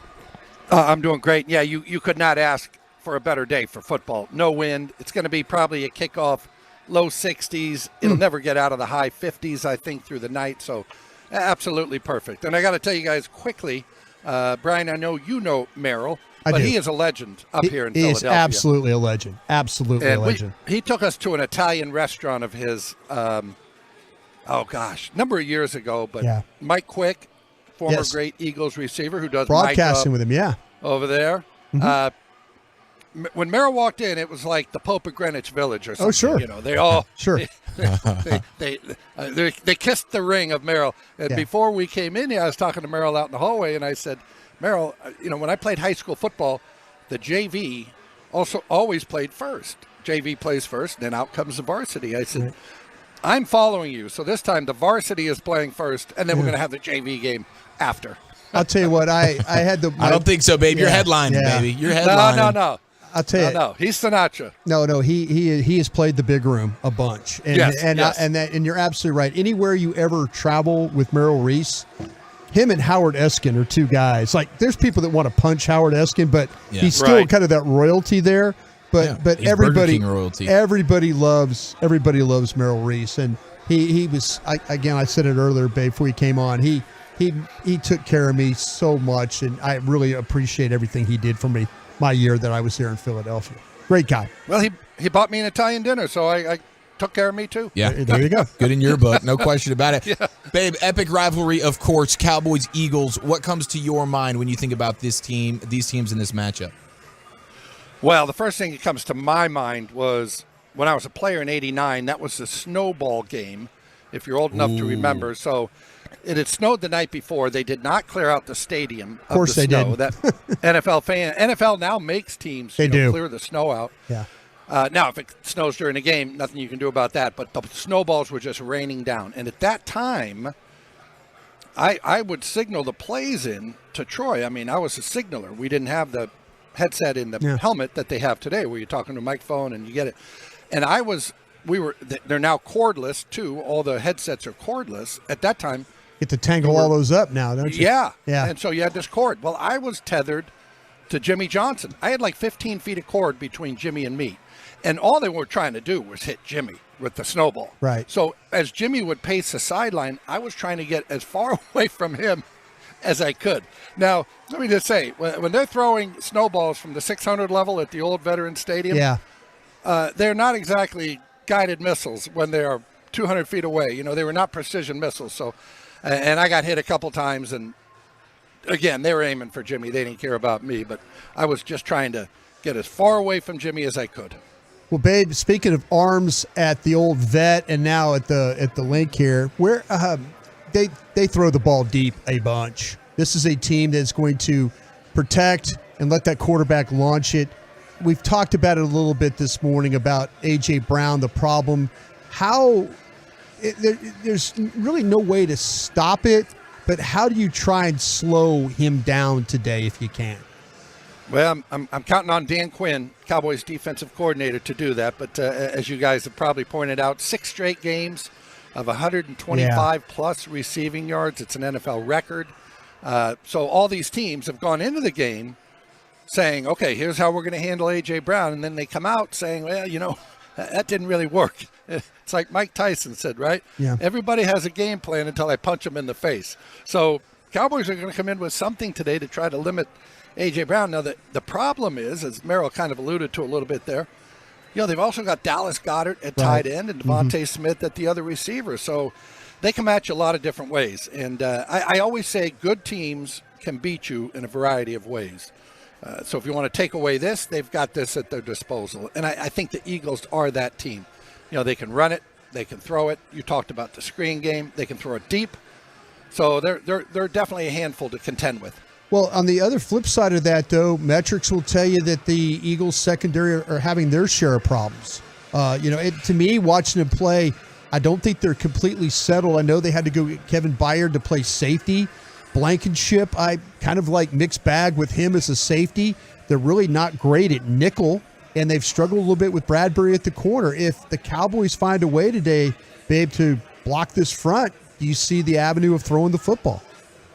Well, I do think that's the way to attack them, and their safety position, as you mentioned, they've had injuries there. Their 2 starting safeties from last year left via free agency, so that's the one area defensively. Now, their front 7, as you know, and really front 4. Front 4, yeah. Loaded. It's all first-round picks. They have 7 first-round picks in their defensive line. 7. Jeez. One of them was drafted by Arizona, Hassan Reddick, in the first round. The other 6 are all their picks. It's incredible what they have done defensively. Hard to run on them, too, from the standpoint, they will play a 5-man front on first downs. So they will cover up. They'll have a man over the center and both guards. Right. Kind of bear a variation. front. Bear Mini front. bear. Yeah. Bear front, diamond, whatever you want to call Double it. Eagle. On first down, they're saying, we're not going to let you run the ball. And they got some big bodies in there. And Tyler Broaddus, love him, good player. Doesn't have that big anchor in him. So they're gonna challenge this Cowboys offense in terms of running the ball. They're going to go those 5 big linemen on first down, and that's going to necessitate, to me, Cowboys throwing the football. You don't want to run into that. Now, do you want to get into that passing game? So here you go. That's Mike McCarthy's problem, not mine. Babe Laufenberg with us here on the Fan. Well, how do you feel like Dak and this passing game, this offense in its entirety is sort of progressing at the moment? Well, I thought last week was their best week in terms of what you wanted the offense to look like. And I think everybody would kind of agree, boy, I like that. The funny thing to me was last week's offense looked like Kellen Moore's offense. They had motion. Yeah. They had shifts. They attacked it vertically. And honestly, if you're another team and you just strip off everything, you would have just looked at last week and said, thought Kellen Moore is still there. So to me, the interesting thing was they were going to change all this up. And then to me, their best offensive performance came last week against the Rams with doing a lot of things that they were doing when Kellen Moore was here. Would you agree? Absolutely. Absolutely, okay. Yeah. I thought, yeah, you know, so, I mean, I tell you what, Babe, the one thing that I felt like that maybe this was the best game that Dak had were eye level down the field. I kind of felt like that maybe there was, you know, kind of looking at things underneath, but it looked like to me every time that he broke the pocket or he was on the move or he's standing there throwing it, like it seemed like he had the thought of, hey, I'm going to get this ball down the field if I can. Yeah, and it's funny because as I make this statement, I will also say sometimes the light at the end of the tunnel is a train coming in the opposite direction. Yep. So we're all sitting here. I'm sitting here going, oh, okay, they found their groove. And then they're going to get slapped in the face by Philly today. And I'll say, well, I guess that didn't make any sense. But what I saw from I think they got too obsessed, in my opinion, okay, with the whole footwork, 2.3 seconds. I heard 2.3. Yeah. We've heard it for, 2.3. Like I've never heard it before. I take that back. Unless you looked at my college grades, that was my GPA. Yeah. 2.3. Yeah. But I felt like Dak last week played looser, played freer. It wasn't all, boom, boom, boom, have to play by the book. Right. I felt like Dak let a little bit of that instinctiveness and naturalness come about him, which to me you have to have at that position. Now, again, we'll see if that carries forward. I don't know. I mean, after the first 3 plays of the game, though, Babe, I didn't know if they could protect anybody. I mean, but we had Zach Martin on Thursday for his weekly hit with us, and they were committed, even with the problems that they had with protection. They were committed to throwing the football. I'm like, I go, am I wrong about this? Because usually you would think about going into a shell at that point. Like, listen, we can't protect. Let's figure this out, and then we'll go from there. But he's like, We just said we could throw, and that's what we're going to do.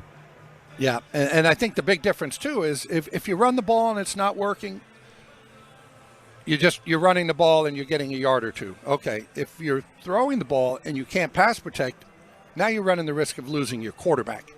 So not doing well in the running game, you can live with. Not doing well pass protecting, you can't live with because, again, your quarterback isn't going to be there to finish the game and play the next week. So I was the same as you with those first, what would we have? 3 sacks. I know they didn't all count, but there were 3 sacks in 4 plays. I was like, oh. So, hey, credit them because for that start and to where you might get a little shook up, for them to come back and, again, I thought play their best offensive game of the season was pretty impressive. Babe, Broaddus just mentioned Zach Martin there. We talked to him earlier in the week. One thing you need to watch for today, potentially, when CeeDee Lamb converts his first downs, he likes to do his finger sniff first down celebration. Just be on the lookout. Zach Martin said that he'd like to sneak one of those in simultaneously after a big CeeDee Lamb play. Look for the Zach Martin finger sniff. If you see it, just paint that picture for us, okay? I love it. I will look for it on the first down. That'd be awesome. Yeah, it would be fantastic. I don't know when Zach Martin will decide to bust that thing out, but every time CeeDee Lamb converts a first down, I'm going to be watching for it in a big way. Are you playing in different cleats today? Is that what's happening? Oh, did you see? I saw a picture of my Twitter? A blowout on one of your shoes. Blew out my dress shoe. Just totally. I went to put it on, and the heel just totally separated from the shoe. So fortunately, I always work out on the road, so I've got my Hokas.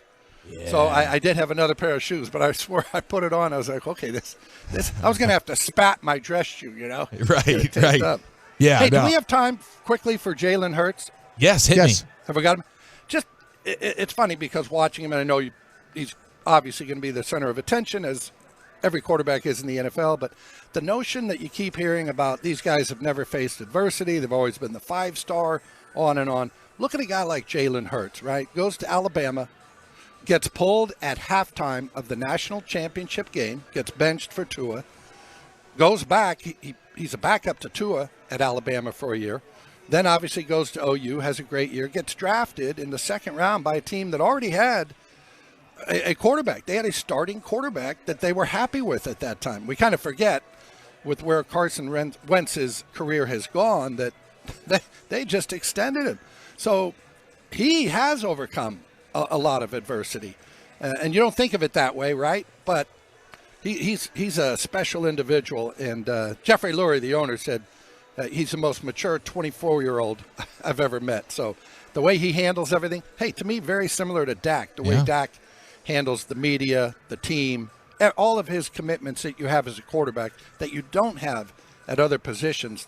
Those guys are both the gold standard in my book. Absolutely. It's going to be a great matchup today. Didn't get it last year, Dak versus Hurts, so super excited for that. And, Babe, we haven't mentioned this to you, but we talk a lot of halftime food eating. We know at AT&T Stadium you enjoy those chicken tenders. Do you get the chicken tenders on the road, Babe? No, because they don't deliver them. No deliveries. No. Yeah. When we're on the road, see, at AT&T Stadium, which, by the way, is just the best. I don't even think of it as press box food. It's like restaurant food. Top notch. It is so good. They bring it into our suite. So here, I don't go out to the press box where all the other media members are because typically you get into football discussions. Oh, why'd they throw that? Why didn't they run it here? And so I just come in. Brad brings me a cookie. He brings me cookies in, and I sit and kind of do my notes at halftime. I love it. Babe Laufenberg, ladies and gentlemen. Enjoy the game. Look out for Zach Martin. Big CeeDee Lamb first down. Look for that finger sniff. Hey, first, I have my binoculars, and they will be fixated on Zach Martin. Yes. All right. Thank you, Babe. Thank you, guys. There he goes, Babe Laufenberg, 1/3 of the broadcast team here on your home of the Cowboys, 105.3 The Fan. It is Cowboys-Eagles. Let's get back to Philadelphia and welcome in Cowboys sideline reporter Christy Scales when we get the scoop next right here on The Fan. Head to AT&T Stadium to experience Rally Day presented by SeatGeek on Saturday, November 11th from 10 a.m. to 5 p.m. Celebrate.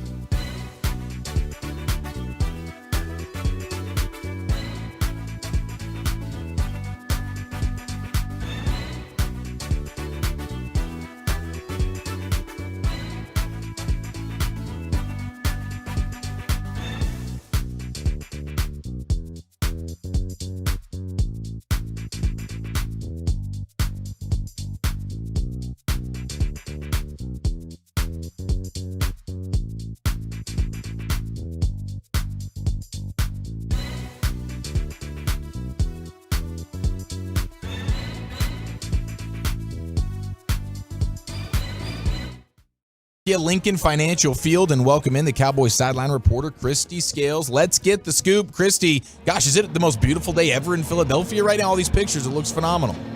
I think in 33 years coming up here, this is the best we've ever had. It's in the mid-60s right now. Sun will be setting early in the first quarter here, but the main thing is there's not much of a breeze. In fact, it's kicking up just a little bit now, just to where it's comfortable. But the one thing here that we've had to worry about in the past is how the wind can come through and affect the kicking game. But everything is very mild right now, and just a picture-perfect day. It'll be probably around 60-61 when we kick off. Christy, you mentioned the kicking game, and last week we saw Sam Williams get some opportunity to play as a gunner. Has anybody saddled up to you and said, hey, wait, maybe some more Sam Williams on the outside? Oh, yeah, he's definitely part of a three-man rotation at gunner. And in fact, he did so well last week and has had such a great attitude at playing special teams. He had as many snaps on special teams last week as he did in defense. He's actually special teams captain today, so a tribute to how hard he's been working on special teams. But it'll be Jalen Tolbert and Nashawn Wright at gunner, and you'll see Sam Williams work in. So maybe, for example, if Tolbert is getting some snaps on offense, maybe had to run a long route down the field, Sam may step in for him. Same thing if Nashawn is getting some extra snaps on defense, then Sam will step in and take his spot at gunner. But yeah, look for a three-man rotation at gunner today. Now, Christy, we cannot overstate just how cool that is and how impressive that is, that 6'4", 260-plus pound Sam Williams. Yeah. I mean, yeah, the only one I can remember is Demontre Moore, who was Rowlett High School, originally from DeSoto, Texas A&M standout, and I remember the Cowboys using him at gunner. And then talking with some of the coaches during the week, I asked Dan Quinn about it. He said he thinks that he remembers Bruce Irvin. If you remember Bruce Irvin, he was a great athlete too, a defensive lineman. But yeah, just at that size, it's a really good speed, right? He ran about a 4.46 or 4.48 Sam Williams did, but it's also an attitude as well, right? But hey, is he going to draw some double teams maybe out there at gunner? And if it does, then it opens things up for somebody else. So it is really impressive. But as impressive as it is with his athleticism, again, I think it's the attitude of wanting to do it and the humility of wanting to do special teams. Because I think sometimes guys, it's so competitive. You have to really fight for your playing time in Dan Quinn's defense because they're so loaded along the defensive line in particular. I mean, when your backups are Donnie Fowler and Sam Williams and you're fighting for time. But it's that way with Bones Fossil's special teams as well, and tip of the cap to Bones as well, because he's not scared of using guys in ways that some other coaches may think is out of the ordinary, but he makes it work. Christy, every time that I ever traveled on the road with you guys, there was always a great attendance from Cowboy fans in Philadelphia or Washington, Giants. It didn't matter. How was the attendance of Cowboys fans there today, and was this a pretty steep ticket for them to have to get? Oh yeah. There's a nice presence behind the Cowboys bench, but it's nothing like what we had earlier in the year, particularly playing in places like Arizona and at SoFi Stadium in LA. The standing room only tickets, I checked just a few moments ago, they're going for about $260, and the least expensive tickets, if you actually want to sit down in a corner of the upper deck, those are going for $470. So what happens what usually happens is sometimes as you get closer to kickoff, the ticket prices go down a little bit, especially the afternoon of the game, but not today. The prices have actually risen. But no, I don't think we're going to have to worry. I'm not going to be looking for the home team to have to work a silent count today. No, the Cowboy fans are well outnumbered, even right behind the Cowboys bench. Cowboys sideline reporter Christy Scales with us here on the Fan. Okay, reset with the inactives. What's standing out to you in regards to that? And we're good on the offensive line, Tyron Smith and company? Yeah, Tyron's early pregame routine went very well. Tyron will start at left tackle. Chuma Edoga, his backup, who started the last two games for him, but was on the injury list with ankle and knee issues during the week. He'll be active as well, but just as a precaution, the Cowboys are going extra long at offensive linemen today. So there are 9 offensive linemen active. Normally you would just have 8. So Awesome Richards, the rookie backup swing tackle, he'll be available today just in case of emergency, in case something happens to both Tyron and Chuma, because both of those veterans have been working through the injury issues. And the other inactives, just to finish out, it's the usual suspects. Deuce Vaughn, again, this is his third game where he's inactive. Noah Igbenogany at cornerback, also Eric Scott, the rookie corner. And then wide receiver Jalen Brooks is inactive today, the rookie. Defensive end Junior Fehoko, the rookie, is inactive. And Trey Lance, of course, is your emergency third quarterback. So, Christy, it's really they're trying to protect if something were to happen in the game to Tyron Smith, that maybe there's a re-aggravation. I was kind of hearing whispers that they didn't want him to practice all week because they were worried about the thing getting banged up in practice. So, kind of feel like that they got him to this point to see how long he can go, right? Yeah, that's exactly right, Bryan. But also it's for Chuma Edoga as well, because he hurt his right ankle, early in the fourth quarter last week, couldn't finish the game. So Awesome Richards came in. But with the injury situation this week, yes, Chuma was able to practice, but it was limited. And it's not just his ankle, but his knee was flaring up a little bit too. So again, better safe than sorry. And really, I won't say luxury. You have to go short elsewhere if you're going to go long on offensive line. So that's why you have Jalen Brooks inactive today. Or you can also say, with Deuce Vaughn being down, again, they're going with just the 3 backs. And, of course, you have would include Hunter Lipke as well. Thank you, as always, Christy. Appreciate the time. We'll catch up with you next hour. Sounds good. Thank you, Eric. Thank you, Bryan. There she goes, Cowboys sideline reporter Christy Scales, brought to you by Papa John's. It's big, it's good, and it's only for Cowboys fans. The Cowboys special from Papa John's, a large 1-topping pizza for only $9.99. Order today. Better ingredients, better pizza. Papa John's, the official pizza of the Dallas Cowboys. Here is Micah Parsons sitting down with Fox pregame, and here is him talking about just how he's feeling physically right now in the middle of the season. Oh, yeah. Sometimes I think it's too long. Like, one time we sat for like 10 minutes. I'm like, bro, I'm starting to get cold. We got to hit the bike again. Yeah. But is that going to help you come December, January? You guys trying to have a lengthy season. Grateful it is. Like, how do you feel at this point in the season compared to last year? I was like, night and day. Really? Night and day. It's Eagles, Cowboys. What else could you want? It's really hard to say in week 9 that there's a must-win game, but it feels like this is a pretty marquee matchup given everything that has gone on between these two teams. How have you embraced that? I don't shy away from the moments. I kind of live for them. I get very excited about games like this. Going into Lincoln is no joke. They got one of the best atmospheres in football, and it's going to be a special place to play in. I want to take their stripes. I want to come into their territory. I want to take what they got. Okay, so because that's your home state, how do Philly fans treat you? They want me to be in Philly. I see a lot on Twitter. They're like, Micah needs to come to Philly, needs to come back home. But now that I see guys just trying to take over my state, I got to go represent for sure. Micah Parsons, who, while at Penn State, clamored to be a Dallas Cowboy. Sure did. His wish was granted on draft night, and it has been a beautiful, beautiful marriage ever since. I look forward to his matchup today versus all these guys. It's a great Eagles offensive line. You'll see him probably move around all over the place, but the one I'm most looking forward to is the one that you brought up earlier, Broaddus, him versus the center, probably future Hall of Famer Jason Kelce, and those one-on-one matchups and the way that Dan Quinn utilizes him over the center in these A-gaps. It's going to be fun. And hearing how fresh he is right now, he tried to bulk up a little bit, add some weight. He did.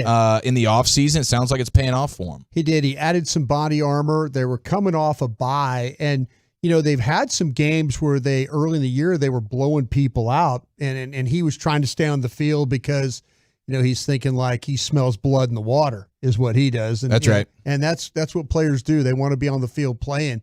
But, this is a huge matchup for him, the opportunity he has to maybe finish this one off. Yeah, it's going to be fantastic today. Just getting started. Still about 60 minutes to kick off. Cowboys and Eagles. We hear from head coach Mike McCarthy, and we'll continue to break down the matchup. Cowboys-Eagles right here on your home of the Cowboys, 105.3 The Fan. People take their chili seriously. At Whataburger, we also put chili on a pedestal. A pedestal.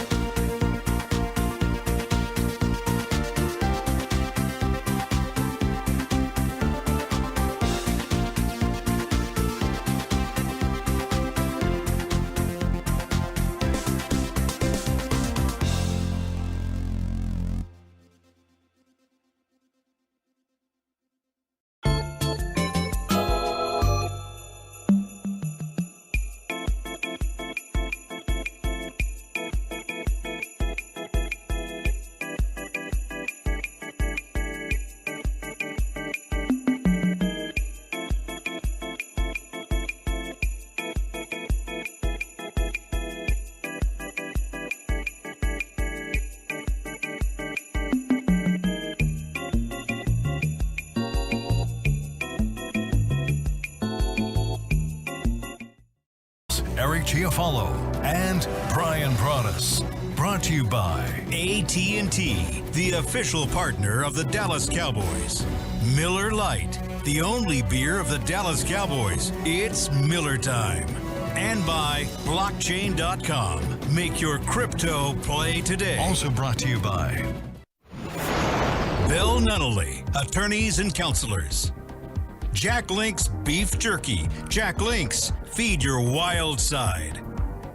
Volleman's Dairy, the official milk of the Dallas Cowboys. Texaco. Texaco with Techron delivers unbeatable gas mileage. Texaco with Techron, driving performance. And by Papa John's, the official pizza of the Dallas Cowboys. Papa John's, better ingredients, better pizza.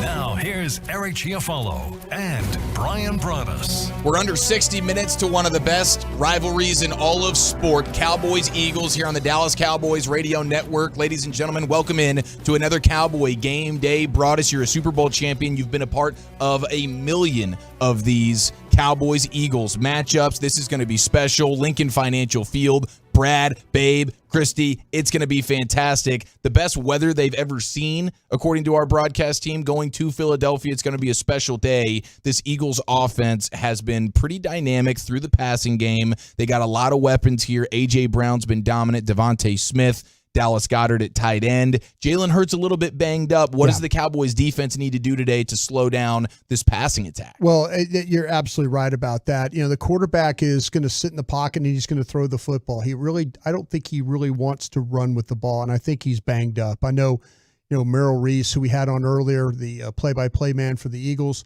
was talking about that he was dealing with something. He's been asked questions about his knee. He got up and walked out of a press conference when asked about his knee. So yeah, he's more willing to sit in there and try and work behind this offensive line. You're absolutely right. The skill players that he has on the outside are hard to deal with. A tight end that you almost have to treat like a wide receiver, because he is one of those guys that can play in line. When I mean in line, it's right next to the tackle. You can flex him out. There's a lot of crossing routes, a lot of pick routes, especially when they're trying to get first downs. But it's a pretty simplistic offense, though, when it comes to downfield routes. They're going to try and hit you with the hitch. They're going to try and get you with in-breaking routes, or they're going to try and hit you with the deep balls or the balls that go to the outside. And it's usually Smith will run the outside breaking routes, and then with Brown, he'll run the in-breaking routes. He's been a beast. And he has been a beast. And you get Dallas Goedert with the screen game. They're 8 for 8 with him catching screens. This is going to be a big part of their game plan today. They're not going to let Dallas just sick their pass rush on you. So you will see some screens in this game. Tight end delay, just turn around, throw him the ball. Dallas, if they play in a lot of man coverage, you can handle that. But if they get some zone coverage, then you'll see this tight end catch the football and get some nice run after catch. And that is your game preview, brought to you by Sleep Number, the official sleep and wellness partner of the Dallas Cowboys. And now, Broaddus, let's go inside the numbers, brought to you by Papa John's, the official pizza of the Dallas Cowboys. Better ingredients, better pizza. It is Papa John's. And how about this Philadelphia defense? Been terrible near the end zone. Number 26 in red zone touchdown percentage, and number 25 in goal-to-go touchdown percentage. We know the Cowboys' offense has struggled at times in the red zone this year, but it looks like they're going to have a good opportunity to punch in some touchdowns today. Yeah, they just have not figured out what is going on in their secondary. And it really, Darius Slay at this point in time last year was much better numbers, much better metrics. When you looked at coverage percentage and balls that he's knocked down and all that, he has had his share of struggles. But James Bradbury on the other side. Now, Slay is going to play on the Cowboys' right side of their offense, and Bradbury will line up on the left side of the Cowboy offense. So they've tried to kind of figure out some things. They've had some trouble with Maddox and Roby and those guys being injured, and so they really haven't had a suitable nickel. So Sidney Brown, Josh Jobe, those are the two guys that have been playing primarily in the slot. And the safeties, it's just not been as same as it has in the past. They had to go out. They had to get Kevin Byard. He's come in and he's done a pretty nice job in the couple of games he's been able to play. But other than that, though, it's a secondary that can be in trouble a little bit. All right, we're under 60 minutes to kick off Cowboys-Eagles. Let's head out to Philadelphia, Lincoln Financial Field for today's Coach's Corner. Brad Sham, voice of the Cowboys, standing by with your head coach, Mike McCarthy, coming up next. You're listening to the Dallas Cowboys Radio Network. Academy Sports and Outdoors.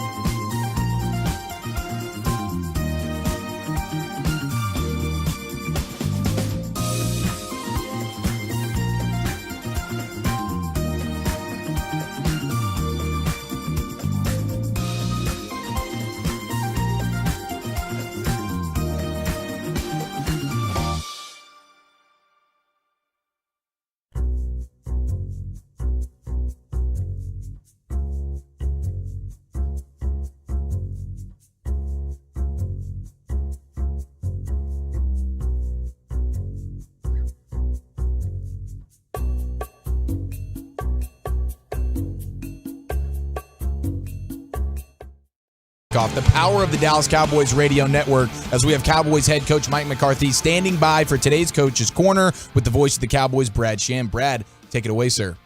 Thanks, guys. Just a magnificent day to resume this division rivalry in Philadelphia. Phenomenal weather. And the rivalry thing, Mike, really interests me because it seems that no matter what division it is, the big rivals. Now, you'll tell me, in Green Bay, I had the sense that a Green Bay-Minnesota game, Detroit was a rival, Chicago was a rival, especially in Chicago, not so much in Green Bay. But Green Bay-Minnesota, that was something. The people felt personally about that, and that's how I think Dallas-Philly is. Does that make any sense? Oh, I agree with you 100%. There's a lot of personality in this particular rivalry. So, yeah, it definitely feels very similar to Green Bay and Minnesota, and obviously just a tremendous history between both teams. So, and excellent, modern current history, because based off where both of us are, and clearly where I think both teams are going too. So, really looking forward to this contest today. Both of your top two offensive tackles who were out last week are healthy, but I noticed you've also kept Asim Richards active as insurance. You expect any limitations for Tyron, and if he needs to play for Edoga? I do not. Tyron will start, and we're just going to go as we normally do. So we're just also looking at the way the week went practice wise, and and Richards has earned his opportunity. You made a comment during the week from the podium about younger players on offense going to be getting a chance to see some more action. You got anybody in mind in particular you'd like to talk about? Not really.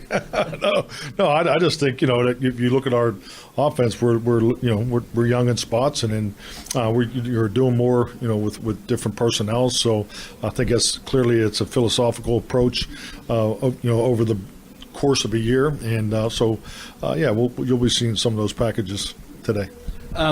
There's a statistic in this game that's really caught my attention. I don't like to drown the game too much in statistics. I love the way the people play the game.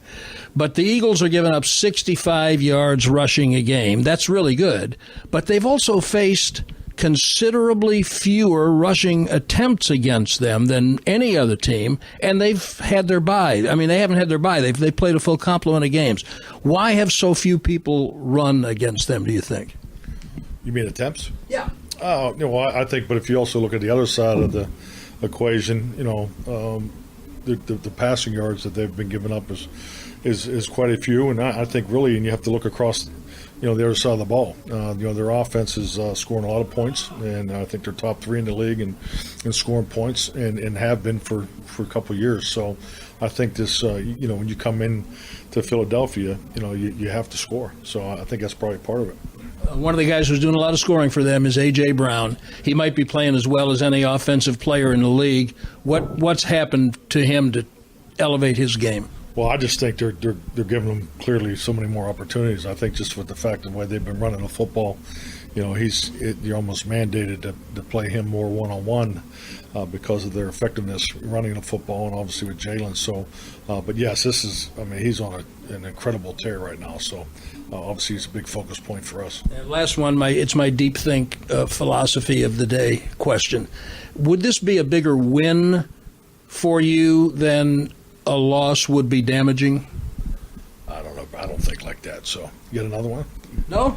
I thought that was actually pretty good, but maybe on the plane home we'll talk about it. All right. Have a good time today. Right, thanks, Brad. All right, fellas. All right. Thank you, Coach. Thank you, Brad Sham. Mike McCarthy. Not making it easy. Making it easy. Nope. It's a game day. It's a rivalry. It's in Philadelphia. Cowboys, Eagles. This is fantastic here on the Dallas Cowboys Radio Network. Broaddus, talk to me about these Zebras, man. Yeah, how about Trey Blake has got him and his crew are going to give you the game today. Blake and his crew, they've worked 7 of the 8 possible games this year. And the penalties that you need to worry about with Blake and his crew: offensive holding at 15, defensive pass interference at 15. So, wow, slightly over 2 a game. They're calling pass interference defensively. Right. And they're going to get you on some holding calls. They're going to get you on some holding calls. Well, hopefully they just watch wherever Micah's lined up at because he's getting held every play. They got defensive holding as their next prominent one at 8. And here's the one that got my attention. An eligible man downfield.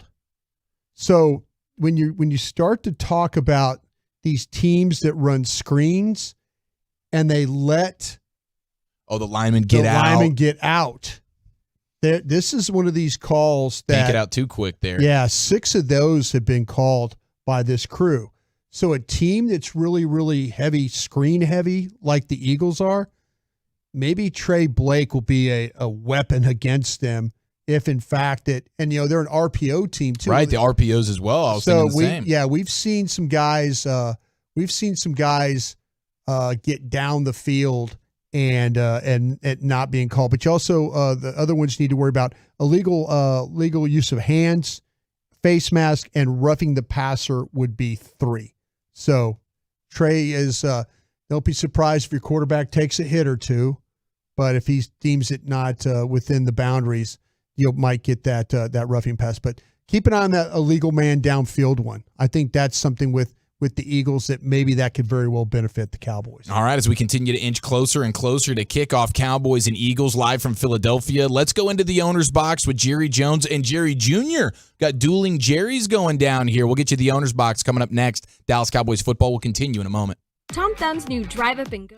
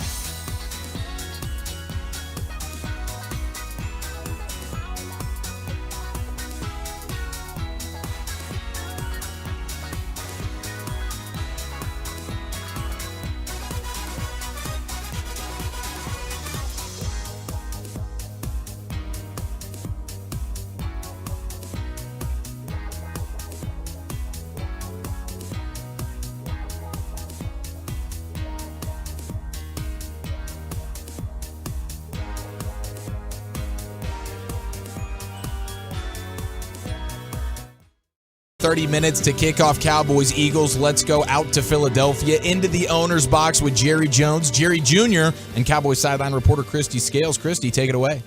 Thanks, guys. And because two Jerrys are better than one, we have both Jerry Sr. and Jerry Jr. with us today on the owner's box. And Jerry Sr., I know this is, wow, you're in Philly. I say Jerry Jones and shots fired already. Bring the ambulance. Bring the ambulance. I think I'm hit.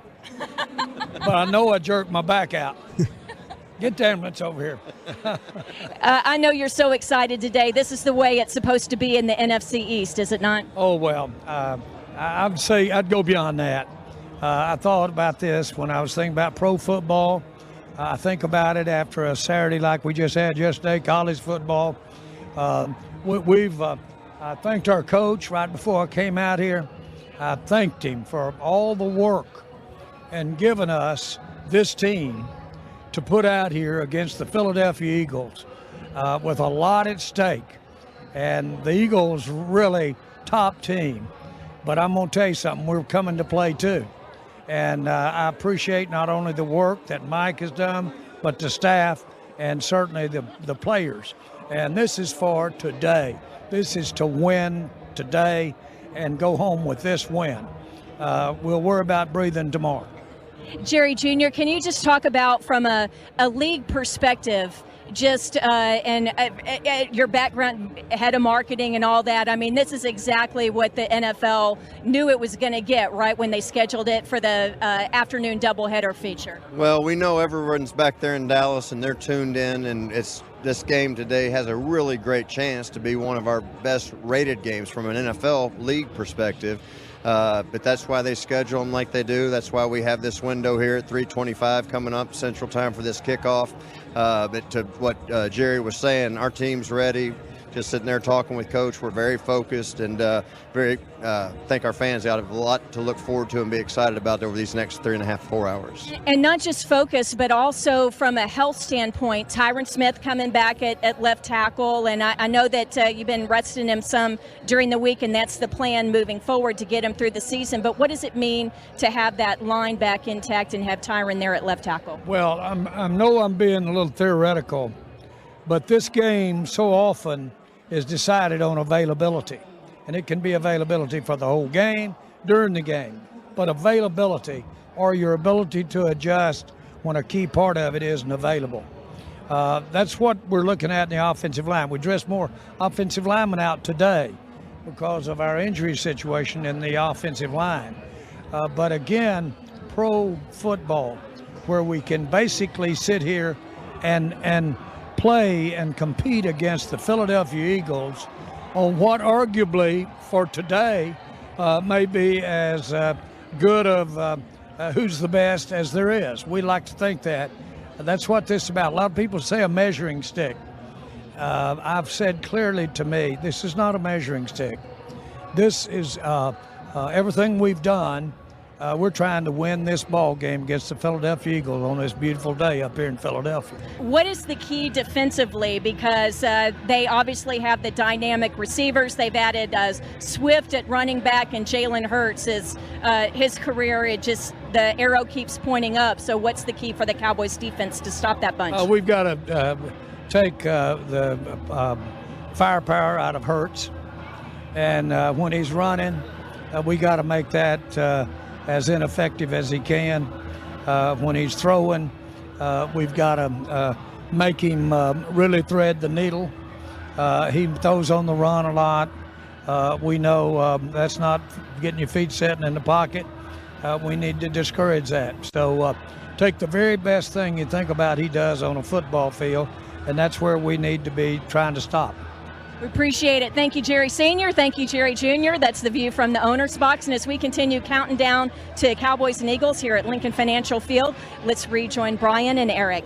Thank you, Christy. Today's owner's box is brought to you by Papa John's. Better ingredients, better pizza. It is Papa John's. Let's go ahead and pause 10 seconds to allow stations to identify themselves along the Dallas Cowboys radio network. Your turn it on, leave it on. Home of America's team is 105.3 The Fan. Hello, baby. KRLD FM and HD1, Dallas Fort Worth. Always live on the free Odyssey app.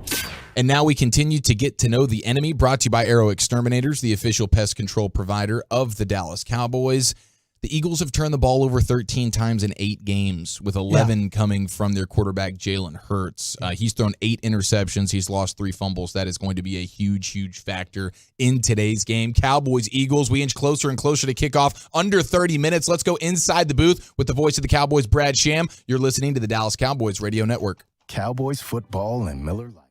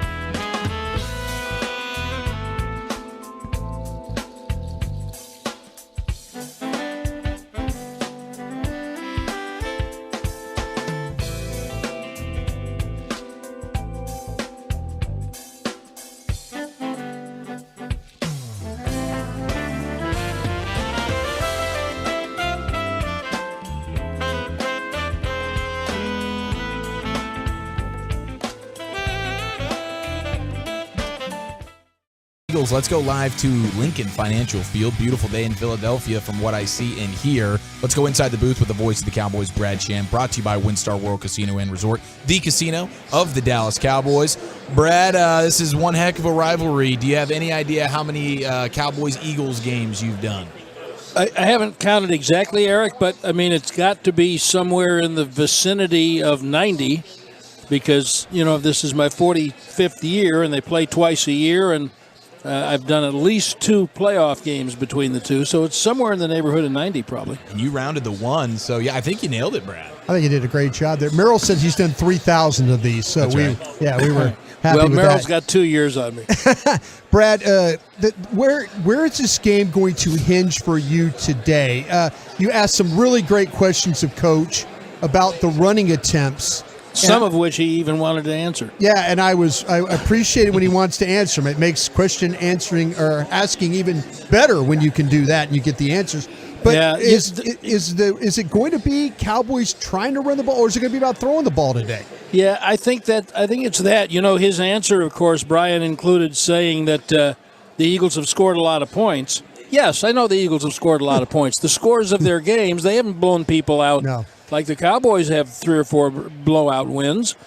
So, to me, now I'm not saying it's easy running against them. They're really good. Right. But it just looks to me like no one's willing to try. And if I were the Cowboys today, I'm not sure I'd be willing to try either. I mean, you got to do it a little bit. It's going to be a hard team to run against, and their secondary may be somewhat vulnerable. So I think you got to try to do whatever's going to win you the game. Brad Sham, you're the man. Thanks for the time, sir. Enjoy the game. Okay, boys. Have a good one. Thanks. There he goes. Voice of the Cowboys, Brad Sham, right here on the official pregame show of America's team on the Dallas Cowboys Radio Network. Back to Philadelphia we go for Christy Scales. Keys to the game brought to you by Pollock Aurora, proud supplier of the Dallas Cowboys. Christy, what do you think? Should the Cowboys be trying to just run into that brick wall there that the Eagles have on that D-line? Not for the sake of doing it and being hard-headed, but just enough to try and keep them honest. In fact, just kind of a straw poll down here talking with different coaches and players. What do you see as the key? And several of them said run game, enough to keep the Eagles' defense honest. And then from the Cowboys' standpoint, you can't let Swift get going. And even though Jalen Hurts isn't running as much and doesn't look as healthy as he has been previously, it's still something that you have to respect. But the thing about both of these teams, they're best in the league in terms of sustaining long drives, a lot of time of possession. I don't think that either squad is going to get too many bites at the apple. So I think whichever team can steal a possession from the other is going to be the real key tonight. Also, 2 evenly matched teams, it comes down to special teams a lot and which team can best flip field position. And one last point, talking to a couple of the coaches, they said one thing that you have to do tonight, no self-inflicted wounds, particularly pre-snap. When you have a really good team like the Eagles, it's too hard to overcome these self-inflicted penalties. So can you steal a possession? Can you create a takeaway? Can you flip the field? And can you keep from shooting yourself in the foot? Let them be the one to make the mistake, not the Cowboys. Beautiful. Great stuff as always, Christy. Thanks for the time and enjoy the game. Thank you, Eric. Thank you, Bryan. There she goes, Cowboys sideline reporter Christy Scales. And now, Broaddus, it's our time. You got one? It's our time to put the predictions out there. I think I had a bit of a championship parade inebriated selection or pick prediction on Friday. Yeah. I don't much remember what that was, but I think this is going to be a little bit more of a scoring game. You get Hurts versus Dak. We didn't get it last year. I'm super excited about this one. Beautiful weather.